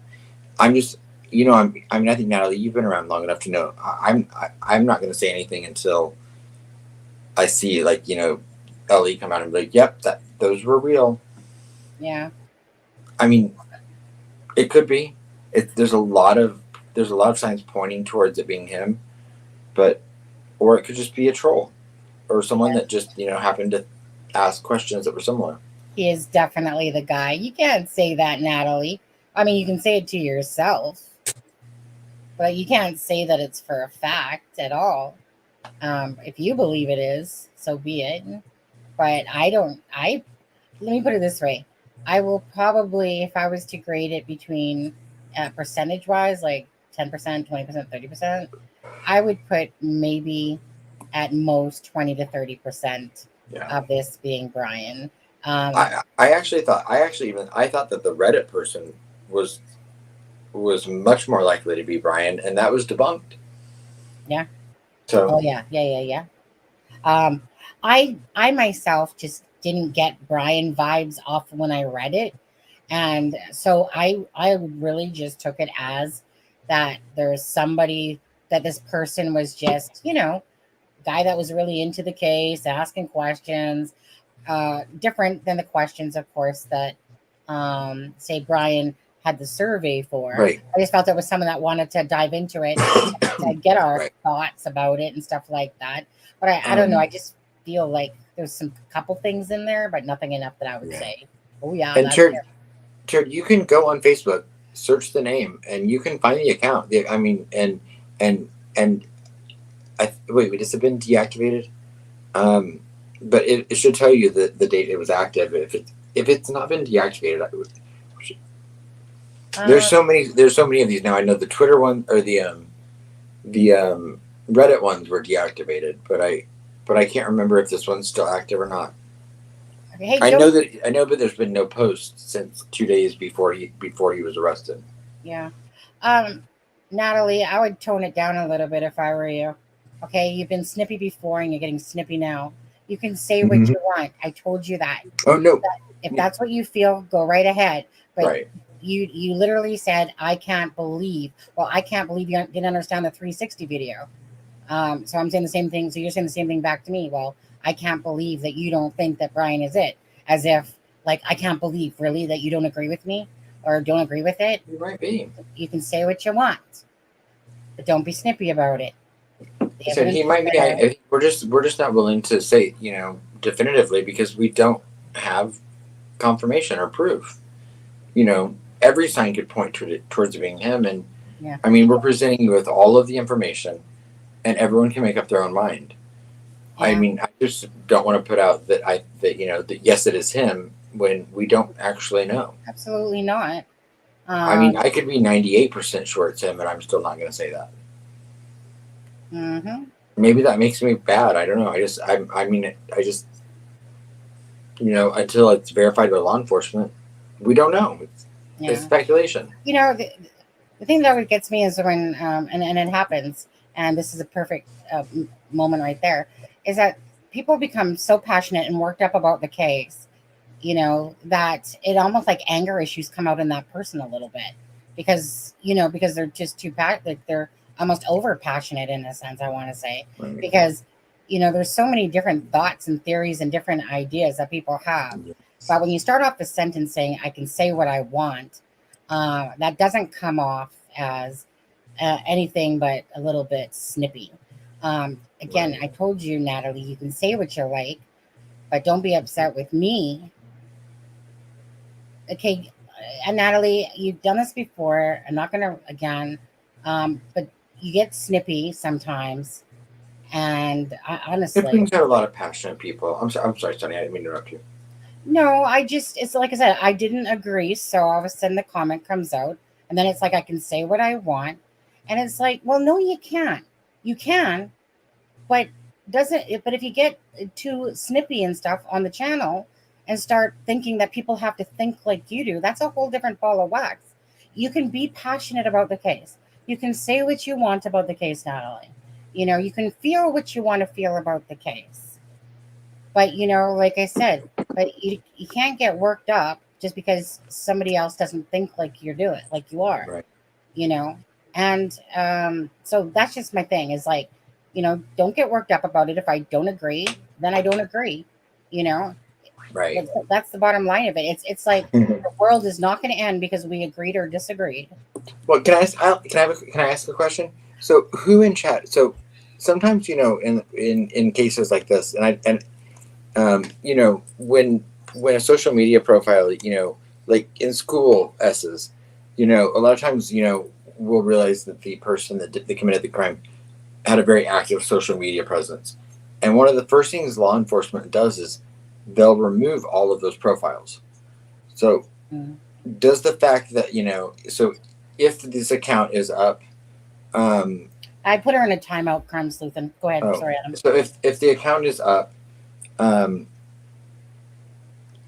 or versus if it's not, do we think that implicates one way or another whether we think there's validity to it? Any idea? I mean, what are your thoughts on that, Sonny? Like, do you think if this was him, do you think the prosecution or law enforcement would have taken the account down, or would they have left it up? I've always been kind of wondering that stuff.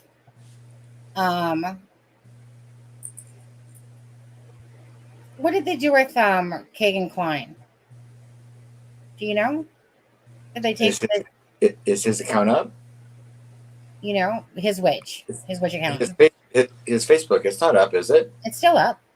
Oh, it is. So Yeah. I think that I don't know, honestly. I don't really know the answer. Because to that. they do sometimes and sometimes they don't. So that's why I'm curious. Yeah. I honestly don't know that they would take it down. I think that they would leave it up. Right. I don't know. I honestly don't know the answer to that. I've always kind of wondered that same question myself. Like, if they find stuff, do they purposely take it down because it's going to be used as evidence? Was telling, And it'll be the sheath was interesting to me. And to me, I mean, clearly, law enforcement is going to be able to, by the IP address, figure out. And well, actually, I mean, I can't believe that some people we know haven't actually dug into the IP address of this user to find out if it was him. Mm-hmm.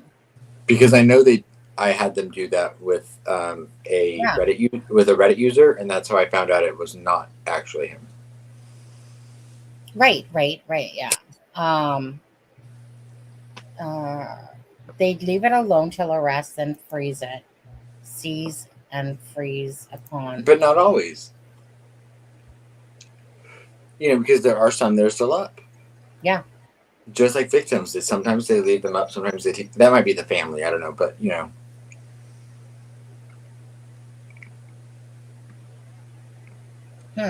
But no, I mean, everyone has love here. It's just, it does bring about a lot of passion in people, and sometimes that can easily turn to argumentative. But yeah, and again, you don't talk to me like I can say what I want. You've been snippy before, Natalie. If you're out of timeout now, you were snippy before about a month or two ago, and the same thing. You can't come into someone's channel and just dictate that you think you can say what you want.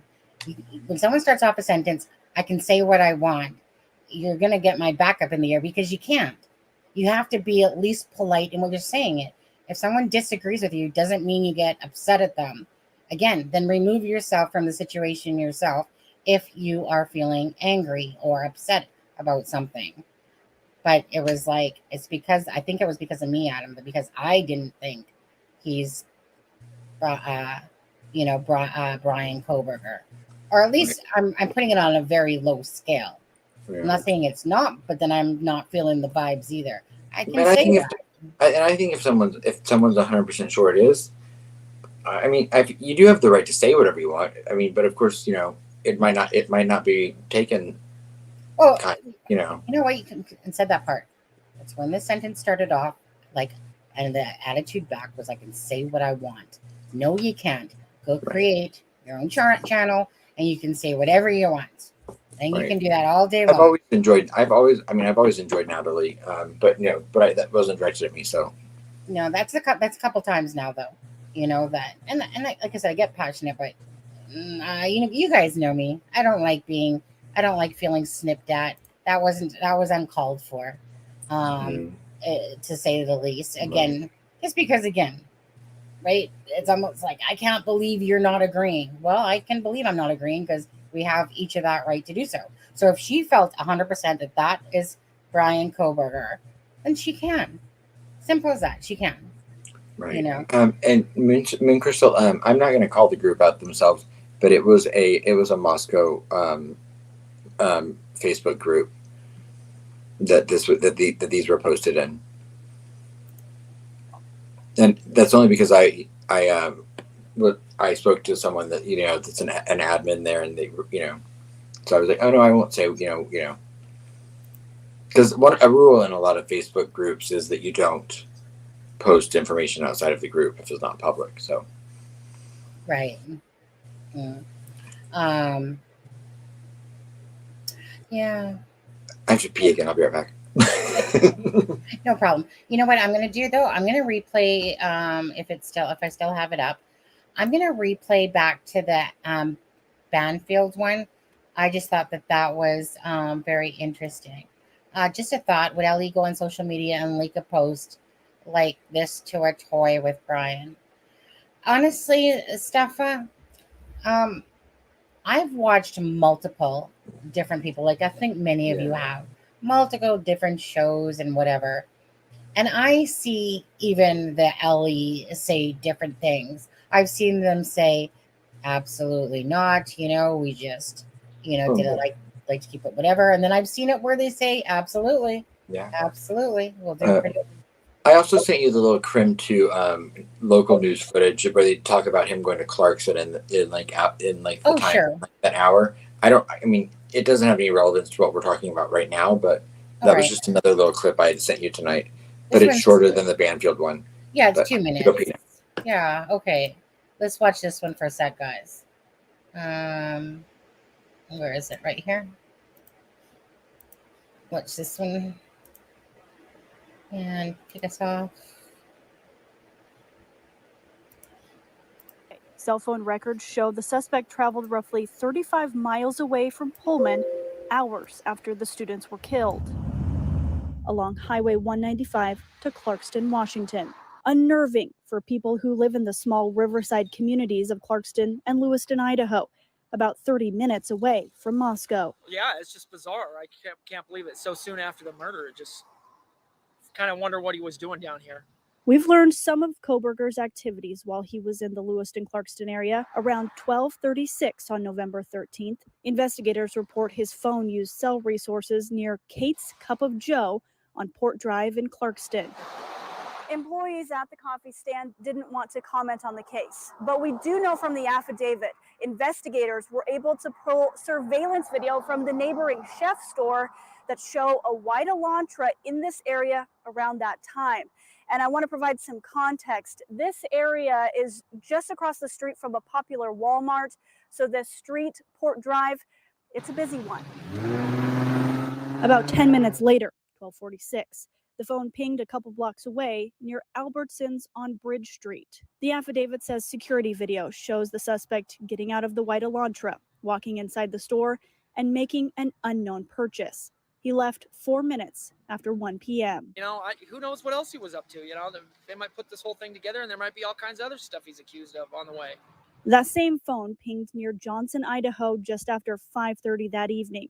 The phone stopped reporting to the network from 5:36 to 8:30 p.m. The suspect's phone connected to a cell tower servicing the Moscow area on November 14th, but investigators don't believe the phone was in Moscow at that time. The phone didn't connect to any towers in Moscow since then. It's definitely freaky. I mean, it's concerning just because, I don't know, it seems like I understand they were trying to build their case against him or whatever, but it's freaky that he was able to get so far to the other side of the country. The arrest affidavit for this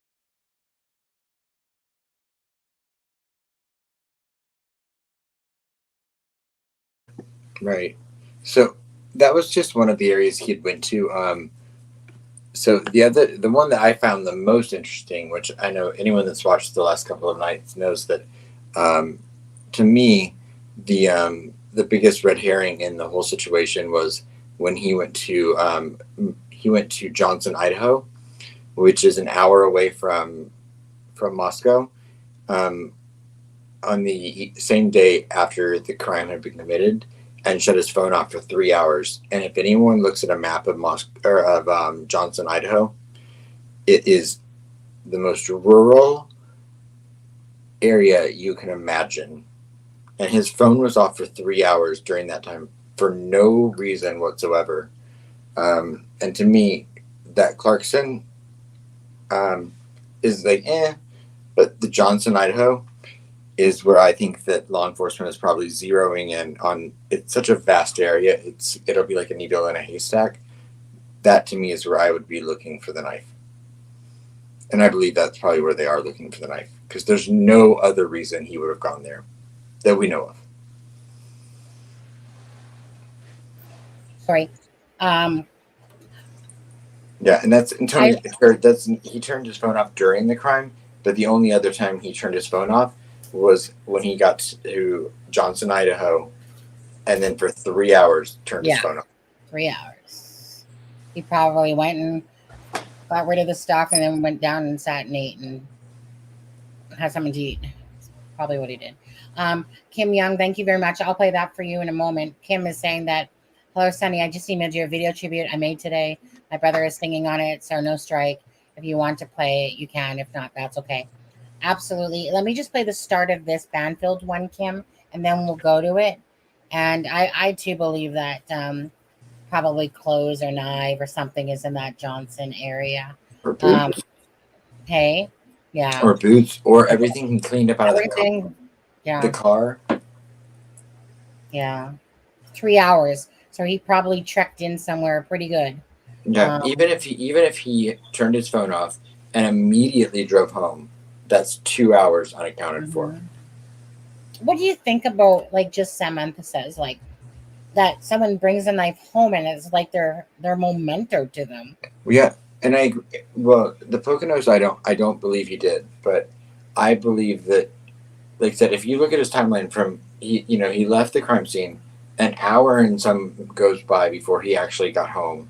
He then turns around, leaves the house 4 hours later, goes back to the crime scene, then gets coffee, goes grocery shopping, goes around out to Clarkson, and then at 5:30 that afternoon, he's an hour away from Moscow, in Johnson, Idaho.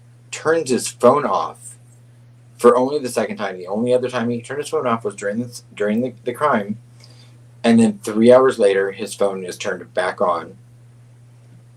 And they don't say in the affidavit where his phone was pinged once it was turned back on. But why go to the most rural area you can imagine, and turn your phone off for 3 hours?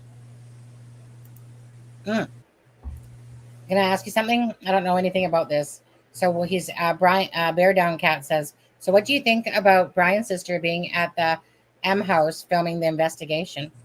So are you referring to the rumor that his sister had lived in that area?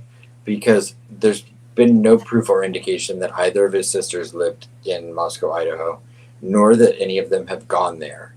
Now, if they have in the last few days, I don't know, but I've seen not one bit of proof, and that house has been. I don't believe there's been a minute where there hasn't been someone watching that house. Well, we know the security has, but I mean, also media as well. Media has been there 24 hours a day, basically.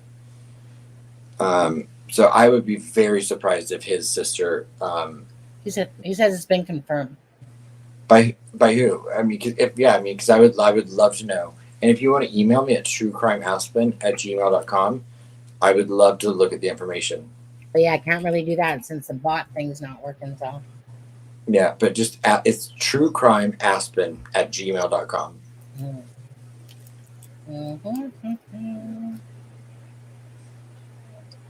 Oh no! Was this in the last day or two? Like, because the defense attorneys have been there with. They went with a highly respected and expensive forensic expert on the day that he was being flown back to Idaho. Okay, so yeah, I have not seen that she was there. And do you know which sister? Because I've not seen that personally, but it wouldn't surprise me if she's there in the last day or two, because I mean his defense team is already mounting.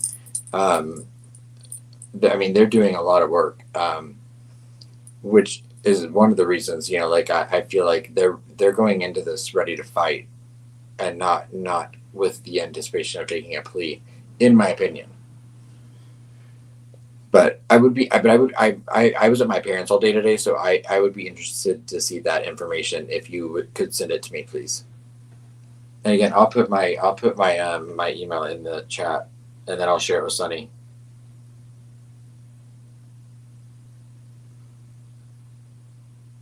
If you don't mind. I'm still eating an onion ring. Okay, I want to talk to you right now. Okay. Okay, let me play this quickly, and then we'll go to the tribute video and then come back, okay?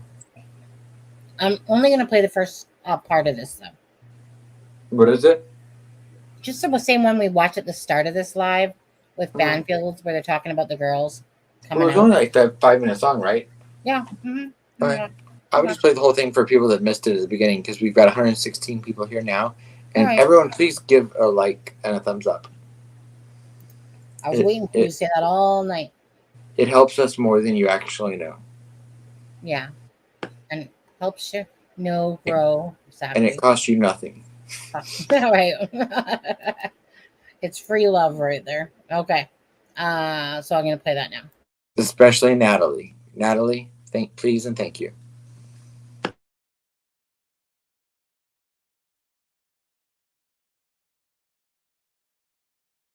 A local NBC reporter is saying Steve Gonsalves has told NBC News, and this has been the mystery we've all been wondering about. Why did the two roommates in the morning call the police about an unconscious person when there was apparently a bloodbath in their home? And this is what we are learning, that Steve Gonsalves may have told this NBC News outlet, that you've got to remember these two girls were so upset that when they went outside after seeing this, it wasn't very legible. They couldn't quite understand what the girls were seeing. He's referring to the 911 operator trying to make sense of what these two girls are saying over the phone, but he's saying that they ran outside having seen something horrible. And then he goes on to say one passed out and the other one was hyperventilating, that the message wasn't clear enough for the operator. This makes a lot more sense, that maybe those girls did see part of or some of the bloodbath in the morning and tried to call and could not get the message out to the operator. And one of them was hyperventilating and the other is passing out. And then they just say, hey, we got an unconscious person. We got an unconscious person there. I want to bring in Mark O'Mara. He's a criminal defense attorney and civil rights attorney as well. This, Mark, has been a missing piece for a long time.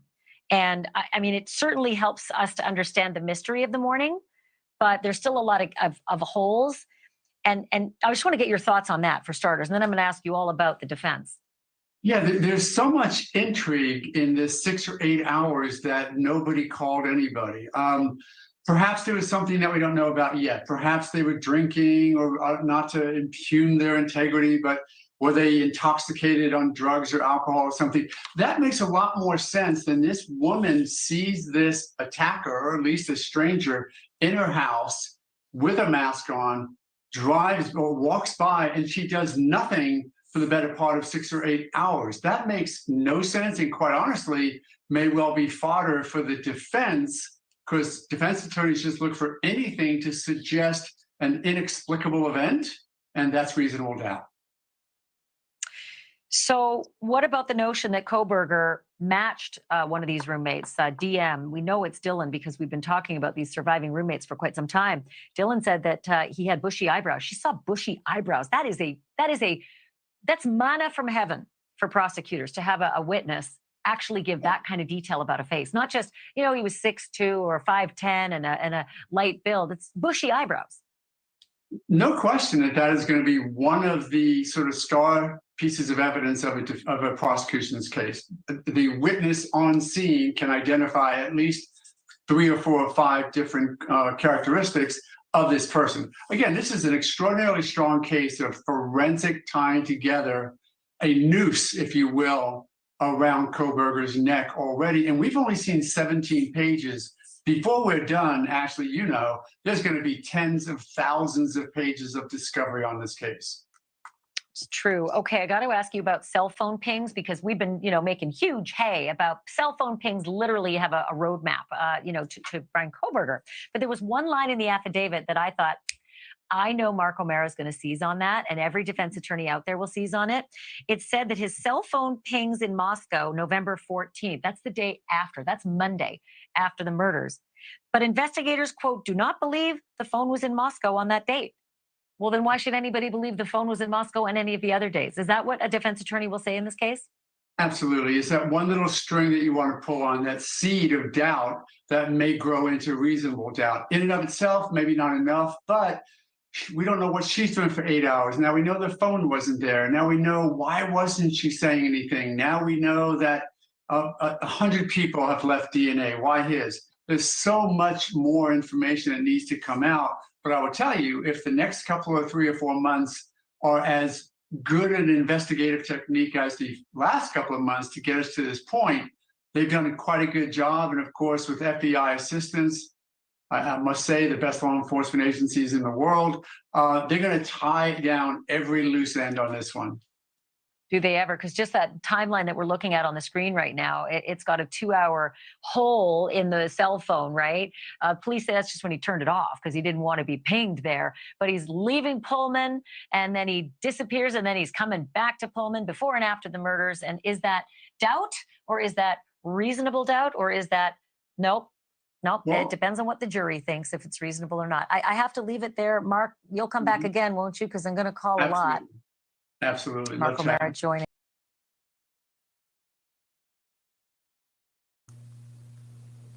You're muted.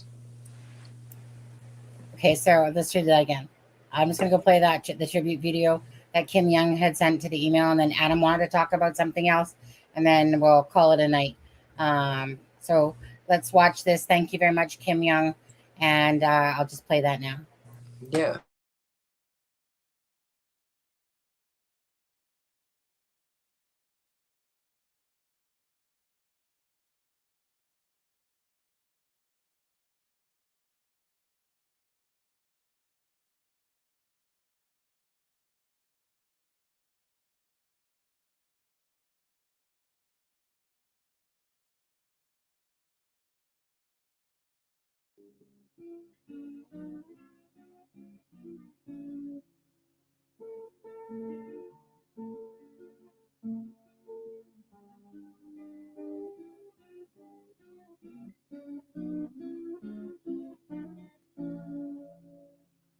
If I could save time in a bottle, the first thing that I like to do is to save every day till eternity passes away, just to spend them with you.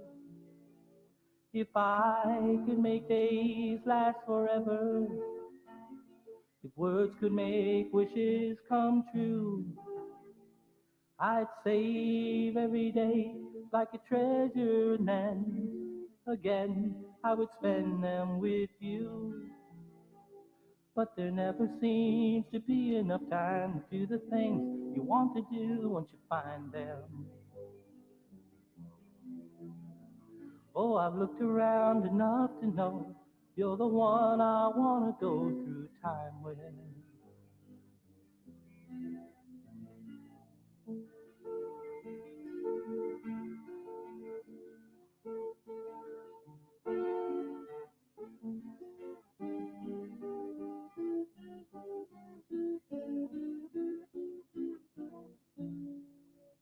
If I had a box just for wishes and dreams that had never come true, the box would be empty except for the memories of how they were answered by you. But there never seems to be enough time to do the things you want to do once you find them.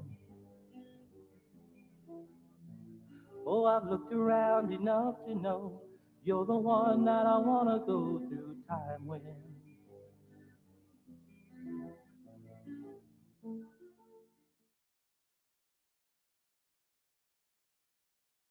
Now, Amanda Rowley is breaking down the latest on the investigation from. Oops, sorry. Thank you. Okay, a couple things I want to say there. Kim Young, thank you very much for making a beautiful tribute for of course, the Idaho 4 and the victims of that. So I don't want to take away from that because that's a beautiful thing.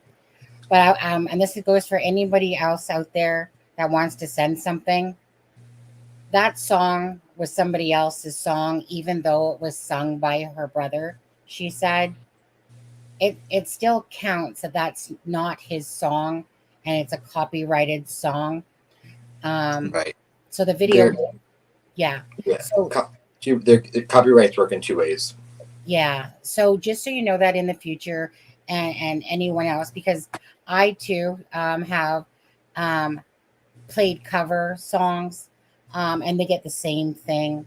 So I don't want to take away because it's two different things. Beautiful video, Kim, for the Idaho 4. Right? Spending time making, that because I do that a lot, make tribute videos. It's really always beautiful to me when people spend time doing stuff like that because the case has impacted them and it's meaningful. So because I don't want to take away from your beautiful video, but I'm saying it because not only you and anyone else out there, it's still a song that is copyrighted by somebody else's. He was just singing a cover of that song in his voice, but it still doesn't. It has to be your own song, or unless you have like copyright issues. So, for instance, all those people that are out there that sing songs and stuff like that. Two things either happen: they get a copyright claim and they don't care because their video is not monetized, or they have a license to be able to sing those songs. And an example of that is Dolly Parton. She wrote the song "I Will Always Love You," so she owns the copyright to that song. And anyone that sings that song, even Whitney Houston, they had to pay Dolly Parton a check for every time that song was sang or played, because she wrote the song, so she owned the copyright to that song. Now you can have vocal copyrights as well, which is what Taylor Swift went through with her manager. I won't go into all of that, but so that's how copyrights work in two different ways. Yeah, sorry. Copyright claim. Sorry, a copyright claim. It's not a strike. So, Kim, is your channel monetized?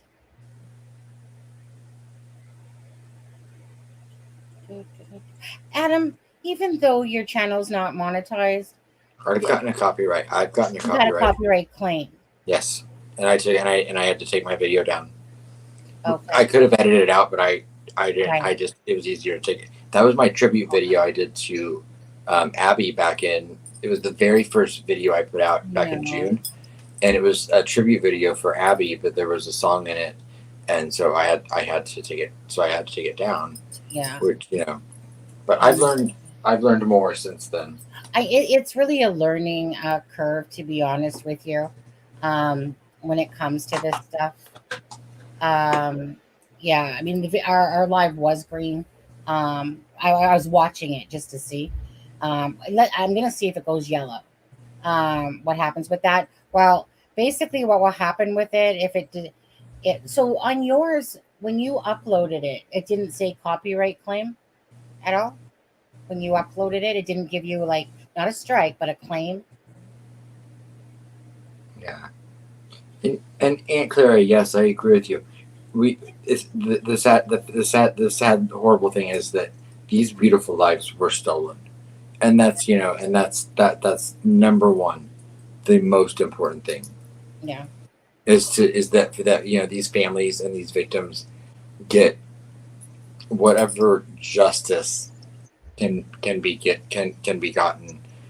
I mean, because nothing will bring them back, and nothing is going to heal the pain of these families. But that's all we want, any of us, I believe, is that we legally have to say he's presumed innocent until found guilty, because that's the way our Constitution and the way that the court systems in the United States work. Everyone is presumed innocent until proven guilty, but we just want justice for these kids and these families. Same as everyone, which is why it brings up so much passion in people. The same as it did with Abby and Libby, or does with Abby and Libby. Yeah. And I want to say one thing more back to Kim. Kim, if when the live ends and it says that I have a copyright claim, it's going to give me the option, if the live isn't too long, it's going to give me the option to hopefully edit it out, and to edit out that part of the video. So if it does do that, because again, it went yellow right after I played it. So we'll see if it does it. And if it doesn't give me a copyright claim, I can leave it and just request a review. But if it does, I can play it again on a different live, but just without the sound to it. Right. Or you can send me the part without, it doesn't matter, I can just play it again. So just so you know, okay? No, you didn't interrupt the show, Kim. We appreciate it, and thank you. We're grateful for those things. Yeah, but now you and others too know that in the future as well for yourself. Yeah. If you are monetized, Good night, Ray. copyright, then you either get rid of it, take it down. And Sunny, and if someone does send us something, and they want us to play it, if we say that we want to look over it first, don't take offense either, because we could have also just looked over that. It's my bad. I should have actually listened to it first. She had said it was her brother's, and I just assumed that it was a original song. Right. So I should have listened to it first. So yeah. But anyway, it's nothing against the video. No, it was beautiful, and his voice is gorgeous. Yeah. He should put out more music, and please share the link to his music so other people can see it.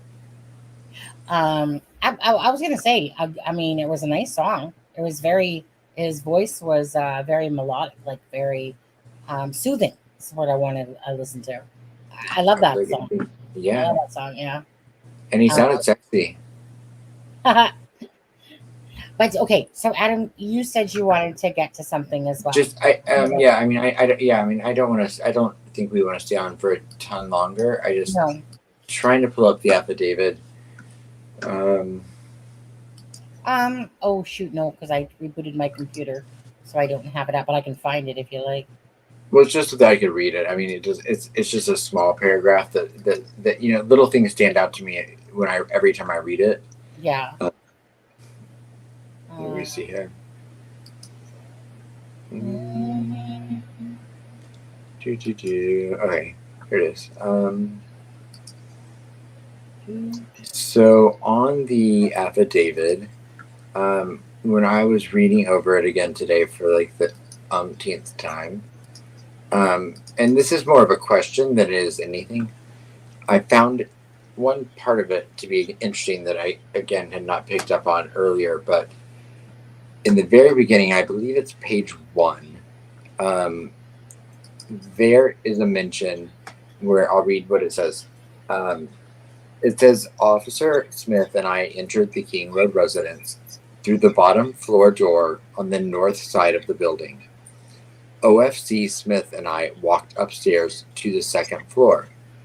OFC Smith directed me down the hallway to the west bedroom on the second floor, which I later learned through Xana's driver's license and other personal belongings found in the room was Xana Kernodle's Hearings After Kernodle room. Just before this room, there was a bathroom, but it then says Kernodle was deceased with wounds which appeared to have been caused by an edged weapon. It then says also found in the room was Ethan Chapin, hereafter Chapin. So what page is on again? Page 1. At the very. Okay, so, the one. Okay. So the question I have, and it may be nothing, because it could just be this one line could mean that this is how they identified all of the victims, but I found it interesting that they made a specific reference in talking about Xana that said, again, quote, as I approached the room, I could see a body later identified as Kernodle's laying on the floor. it directed me down the hallway towards which I later learned, and then comma through or parentheses through Xana's driver's license and other personal belongings was Xana Kernodle. Yeah. So was there something about Xana that required them, and this is speculative, that required them to need her driver's license to identify her, where it doesn't mention that in any of the other victims? Or is it just setting precedent that that's how they then identified each of the victims they're on, even though it doesn't mention it again? Like, I thought it was odd they included that they identified Xana's and through her driver's license. know. I think I know what you're saying on this because of the 54 perhaps wounds, and that they would have had to use an identification perhaps. I'm thinking that I'm not taking it that way myself. I'm not speculating either way. It's just a question today when I read it. Yes, Kim. I don't think Adam knew that. Oh, I'm so sorry, Kim. Yeah, she's talking about her brother there. Yeah, it's all good. I knew that you probably didn't know that. I did not know that. I apologize, but his voice was incredible. So, does anyone in chat have thoughts on that? I'll be anxious to ask CD or someone that might know with law enforcement, but yeah, is that significant or no? Yeah. No, CD didn't. I don't see Alexa unless she was hiding or CD was hiding. But yeah, I don't know. What do you guys take anything away from that or no? One if you do, one if you think that it was because she was maybe the identifiable one that had, say, maybe 54 wounds, or because she had defensive hey, because her family came out and said she had defensive wounds right off the bat. Right. So it could mean nothing. It could mean something, but I just wasn't sure. Yeah. So one if you think that it was because she was the one that supposedly was maybe hard to identify, or two if you don't think that. Just simple as that. Mom? No, I was trying to type in Kim, and then it sent. Kim, you're over apologizing for something. There's no need to. It was a video that you thought about making with your heart and stuff like that. It's not about you. It's you made this video about those girls. That's incredible. Yeah, Thank you. So we don't take it that way whatsoever at all on there. And by the way, the video went back to being green. It might still turn yellow later, but we'll see. Either way, it's about the fact that someone actually takes time to create a beautiful video about the Idaho 4, and of course, barring the certain regulations to do with YouTube. I will play stuff like that. Of course, I will, because it's a beautiful thought and it takes time to do those things. I know that. Okay, so love you, and you didn't take away from anything. And again, it could be taken as then driver's license might have only been used to determine that was her bedroom, but it was just like I said, little things pop out to me every time I read these things, and I always try to read between the lines and ask myself why they include certain things. Yeah, of course. And that, to me was one of those things where I was like, well, then why didn't they mention that they used Maddie's driver's license to realize that was her room? What do you? I was gonna say. I mean, nobody really answered there. Bad chat. So maybe no one had to. Maybe everyone's sleeping right now. Yeah. But it was one if you think that maybe she was hard to identify, and that's why about the license, or two if you just think she was just literally on the floor and they just came across the idea and realized that was the room that she was in.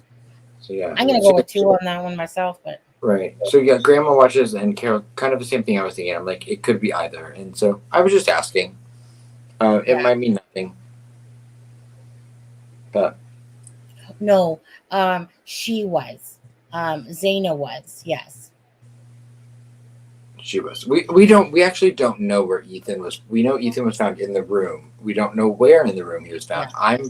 I assume he was found in the bed. Right, and people are actually saying it. Like, I mean, I've seen people like FBI agents and LE agents literally say things like, I think it was, and sorry, Inquisitor on this one, but Inquisitor in his video too, like he said, for instance, and maybe just how it worked, but he said by blood DNA, but we don't know that the DNA on the sheath was blood DNA. It No. was. It could have been Oh, you DNA. mean connected to Bryan? Yes, he was. No, But in his video, he said he was connected by blood DNA to the sheath, to the button snap, and I was like, "Ooh, oh, no, it wasn't blood. We don't know." Yeah, one thing that comment about the sheath does stand out to me. That is that because they say there was one male identifiable trace on that sheath, to me shows proof of the order of the murders. Because if that sheath had been in the room if he had killed Xana and Ethan first, Ethan's DNA with splatter and things like that, there would have been DNA on that sample of some sort. But the fact that they said there was one source of male DNA on that sheath, right, to me means he went to that third floor first, and which is what we've speculated all along.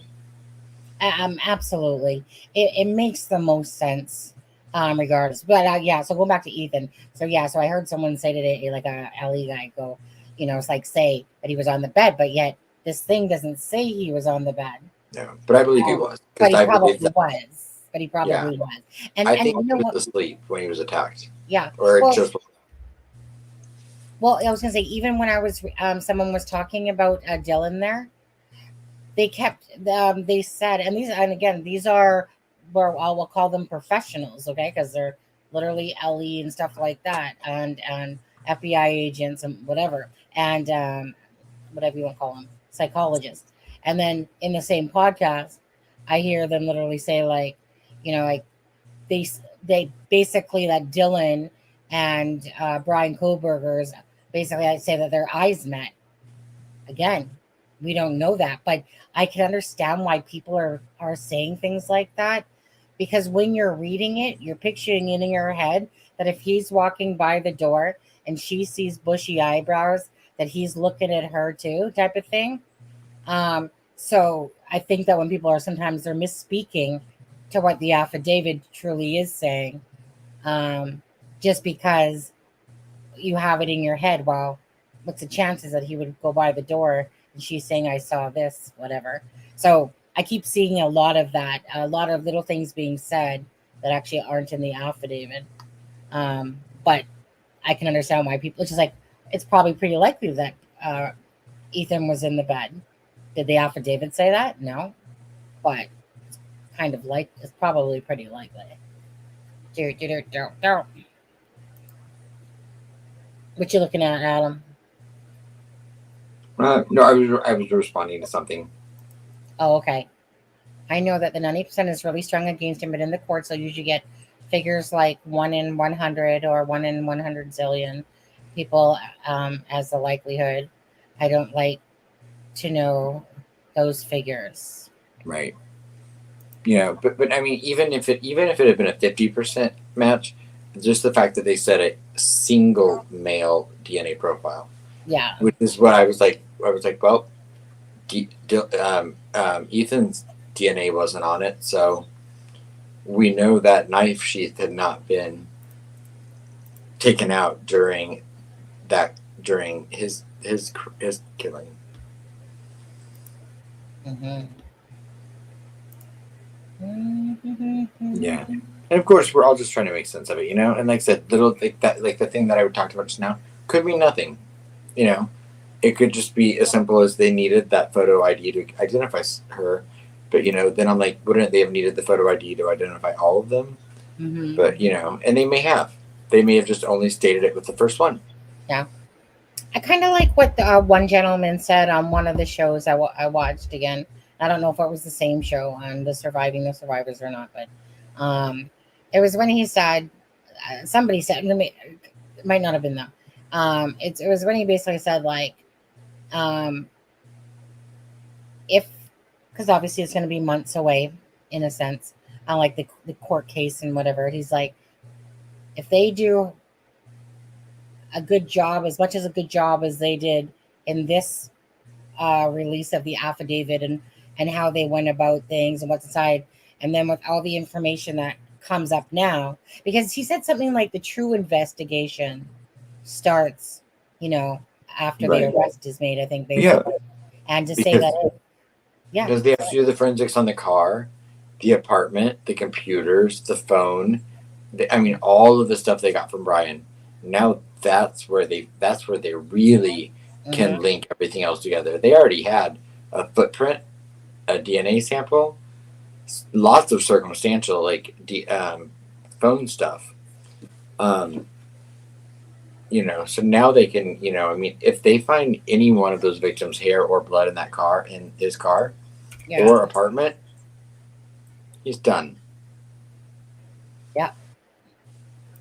I already think he is, but you know what I mean? Yeah, it's one of those things, right? Yeah, you already think he is, and then it's just a matter of, I just think that this is a very, going to be a very, very solid case against Bryan. I don't think there's no getting out of this one, to be honest. I mean, cases like O.J. Simpson that were a mockery of the system. I really hate to think of that. I mean, it does happen. It does happen. I heard someone say something today that I was like, you know what? Thank goodness it's been, that it has been 28 years since the O.J. Simpson trial. Because for 94 or 95, so I could be off by a year, but forensics, think of how far forensic science has come in that amount of time. Yeah. He basically got plausible deniability because he couldn't wedge that glove on his hand. Yeah. That wouldn't fly today. No. I know. Quite. Sorry, guys. I keep going. And just Samantha, I do not think that that's why he returned the next morning. I think that I think that he was confident enough the fact that his DNA was not in the system. I don't think he thought I don't think he thought that he'd left any DNA on that sheath. I think he realized he left it after the fact, but he knows he was not in the system. I think he returned the next morning to see the glory of what he had done. I think he went to see if the police cars were all over that neighborhood. And so, it's for me, I don't know. I get torn because I kind of believe that he actually did go back there a little bit too. But then I'm sorry.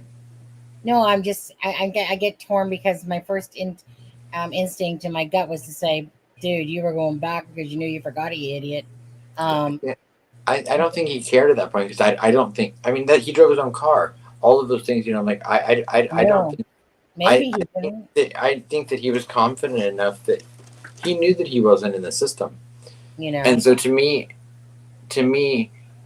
that was the celebration of, okay, I've studied all of these people that have committed these horrific, despicable things, and I've spent my educational career trying to understand them and learn about them, and now that I am a part of it, I want to see the payoff that they got to see in that immediate after.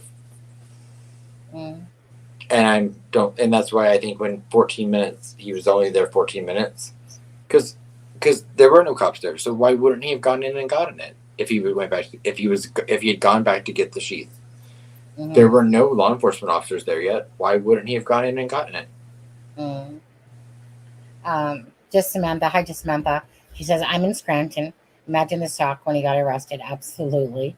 I also feel like he went to school and studied his whole life to commit obviously a murder. Yeah. I mean, I feel like that whatever evil tendencies were going on in his head, that he enjoyed those things, whether it was horror movies, and thought about it. I personally still think that he went to school to feed those Yeah. tendencies. Same. And I don't necessarily want to say that he went in there with the intent to do it. No, but that was the interest. But that was, yeah. And then as time went on, it was like, because his brain, his little devils are talking to him and stuff. I'm sure, then he set out to plan what he thought was planning it, just to be a total moron. Totally, Just Samantha. What? No, I said exactly Samantha. He traded his Egyptian. Yeah, I've been saying that. I've been saying that. I think he traded that addiction for control, and control became his addiction. Mm-hmm. Thought you were painting on eyebrows. Okay, well, what I was going to go back to ask you, Adam, just quickly, is, okay, so, and I know we've talked about this before, but, so, what do you think of the fact that the target was perhaps Maddie, because Kaylee just happened to be coming down there, but after he went to the house 12 times. Yeah. So, obviously, and sorry, and I keep forgetting this. When did Kaylee kind of move out of that place? Well, she was in the process. The last time that we know she was there, and this goes into something that I'm very interested in. We know that he went to that house 12 times, or his phone was pinged in the area 12 times. One of which was being the 21st of September, I believe. Yeah. 2 minutes away from the house when he got pulled over for not wearing a seatbelt. Another was October 14th, which we did not know about. But I would be very interested to know. Wait, what was your... Okay, no. So it was about the last time we know she was there was they held a Halloween party. If everyone remembers, Halloween this year was on a Saturday night. It was October 31st was on a Saturday night. They held a Halloween party at that house. I've wondered, before I knew who Bryan was or anything, if that Halloween party could have been the last bit of catalyst that the person needed to decide they're doing this. I'm not saying he was there, but that was also the last weekend that Kaylee was there. She started the process of moving out, and then for a week and a half she was gone. She only came back into town the night before she came back in on the 11th to go to a party at a sorority, and to show Maddie her car. And then Saturday they went to the corner club and all of this, and then she was going home on Tuesday to celebrate her mom's birthday late. So it was going to be her last weekend there. So if she was the target, he knew this was his last opportunity. Mm-hmm. If she wasn't the target, yeah, then she was, I would say, an innocent bystander like Ethan. But I think this guy knew what he was doing. Right. I know. And sorry, Adam, I wanted to just Samantha, I put there if she wishes to join us on a live and talk about, because in Scranton, Pennsylvania there, if she wants to, you can come on a live and join us and talk about it. I'm always very curious. Did she go to school with him? Pardon? Did she know him? I don't know that she no, I don't think she knew him. It was Okay. just the fact of being in the Scranton, Pennsylvania, and the buzz of obviously everything that's going around. And I mean, isn't that where he was arrested? Was Scranton, Well, Pennsylvania? yeah, Albertsville. Albert. Well, But yeah, Albrightsville. that was the most fascinating thing to me when I got to talk to Brian's friend from high school last week, Yeah. and I got to hear, because this guy, it was an interesting, and he got a lot of flack, I'm sure, but it was an interesting thing to have someone that knew the person and was and was going through the human emotions that any of us would go through and be like, I mean, you never, he's like, we lost touch after high school, but you don't Right. ever expect that name to pop back up in a case like And then this. Albert, right. And then to talk about what it's gone through with his friend group and all of these other things, and I might talk to him again actually this coming week. But that was just interesting to also hear, like, just the like, someone that knew Brian not as what we know him as, but just that knew him as a high school student. Yeah. And to hear his impression of him, that was just, it was interesting. And the kind of like process they're all going through, realizing that this person is who it is now. Yeah. And in some ways even being like, is it, Yeah. Because you never want to assume someone that has done something like this. Yeah, exactly. Well, I think it's really the whole thing to me. It's like, so, for instance, let's just use just Samantha there. So she lives in Scranton, Pennsylvania, right? Just even being in that, vicinity area is enough to kind of be like, whoa, like, really? This big case that's was over here in Idaho is brought back to Pennsylvania, and the person that did it is literally living in Albrightsville and has been charged with this. I think it's the buzz and what people talk about, like that, like it's kind of everything. What people talk about, how people are thinking, or in Sam's case, like, what she thinks about the case. It's obviously close to home to her. Well, now she realizes that, right? But it's kind of about, like I said, the buzz and what people are thinking. That was my number one question for Chris, the guy I talked to, was, and even with Jeremy, who's the next door neighbor to the girl's house, because he didn't know them. But I'm like, it was the most interesting because I'm like, just to get the buzz, like what it's like to live and be in a 50-foot proximity to what all of this is going on. Absolutely. And that's why I don't blame any of those people that came out online to say that, hey, I knew him. That at first with the girl, I was going, oh, come on, hop on that bandwagon right away. But then as I was listening to her, I thought I literally was trying to put myself in her shoes, seeing what I would do. And to be honest with you, I probably, knowing who I am and knowing that I don't care if I hop online, only because I have a channel. If I didn't have a channel, I wouldn't have been hopping online because I don't really do videos for other things like that.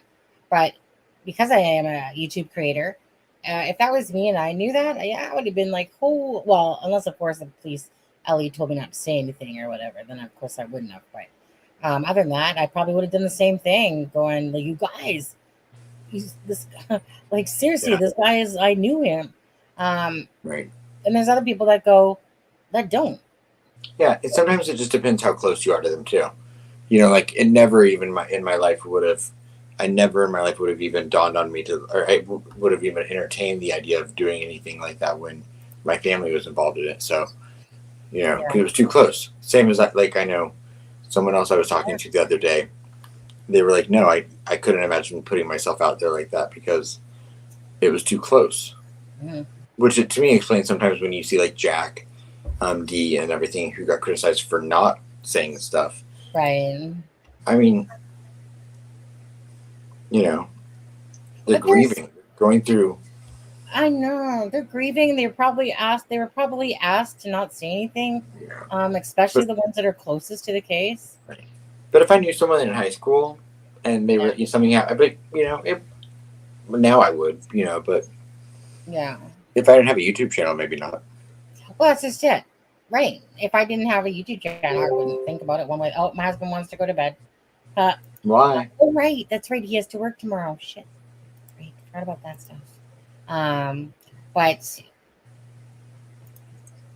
But yeah, I can't remember what we were talking about now. It was literally went. You were talking to Shannon. You.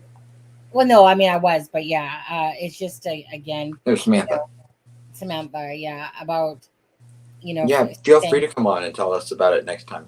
If she wants to. I put the email out there. Some people don't like to be on cam or whatever. Anyways, final thoughts on him because I really need to get going because my husband. I forgot that it was Sunday and that he has to work tomorrow. My final thoughts. Let's see. When are we going to see everyone again? Hence, to our next day. What is today? Sunday? Yeah. Well, I always have the Just Ask Us on Tuesday from 6:30 to. And you never know. We could get a wild here and do it live tomorrow. Yeah. I know. Our next scheduled one is Wednesday. Yeah, I'm going to be on a stream on Tuesday, like at noon. But CDs. Yeah. We have a little bromance going on, Sonny. Well, you need to tell him that he needs to make it to one of ours, yeah, not just in chat, but on the live. Yeah. You can go on his. You tell him, get his butt on here. Yeah. He wanted to come on last night, but that's what I told him, like 10 strikes, or 6 strikes. 6 strikes. That it's been at least now. So anyway, I would like to think more of the TA students would come forward. College probably doesn't want them to speak. Thanks. I will be watching you for notifications. Absolutely. Anyways, I really got to get going, guys. Yeah. So thank you to Kim Young for that video. Again, I'll wait till YouTube does its thing after and see what it says to me. Anyways, beautiful Kim. And thank you to Shar for the $69.99. Yeah. And Kim, if you would like to share any of his music with personally, not to play, but I'd love to hear it. So even celebrate your brother. I mean, she sent it to me from her Facebook thing. Yeah. So I don't know where that is. And as for everyone else, thank you guys so much. Again, good night. Good night, just Samantha. Good night, Kim, Carol, Grandma watches. And my last word will be happy birthday. She's not in here, but happy birthday, Mrs. Depp.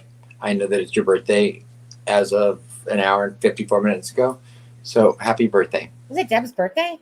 No, Miss Depp. Oh, Miss Depp. Oh, Miss Depp. Oh, okay, Miss Depp, like Johnny Depp. Gotcha. Miss Depp. Okay. Well, happy birthday to Miss Depp. Good night, everybody. Thank you so much for hitting the like and share. And if you haven't, could you consider doing that? And again, our next live is scheduled for Wednesday at 9:30 Eastern Standard Time. But who knows? We're just a YOLO channel. We have our scheduled nights. And then if we feel like doing one and we have time or something important comes up, we'll do it too as well. Just depends. Well, hey, Sonny. Hey, Adam. You want to do it? Yeah, we're pretty much that way. Okay, YOLO. Okay, let's go. All right. So thank you guys so much. You guys have a great night. And it's 4 hours and 20 minutes long. Oh my. I know it's one of our shorter lives, isn't it? Yeah. Anyways, take care all. God bless.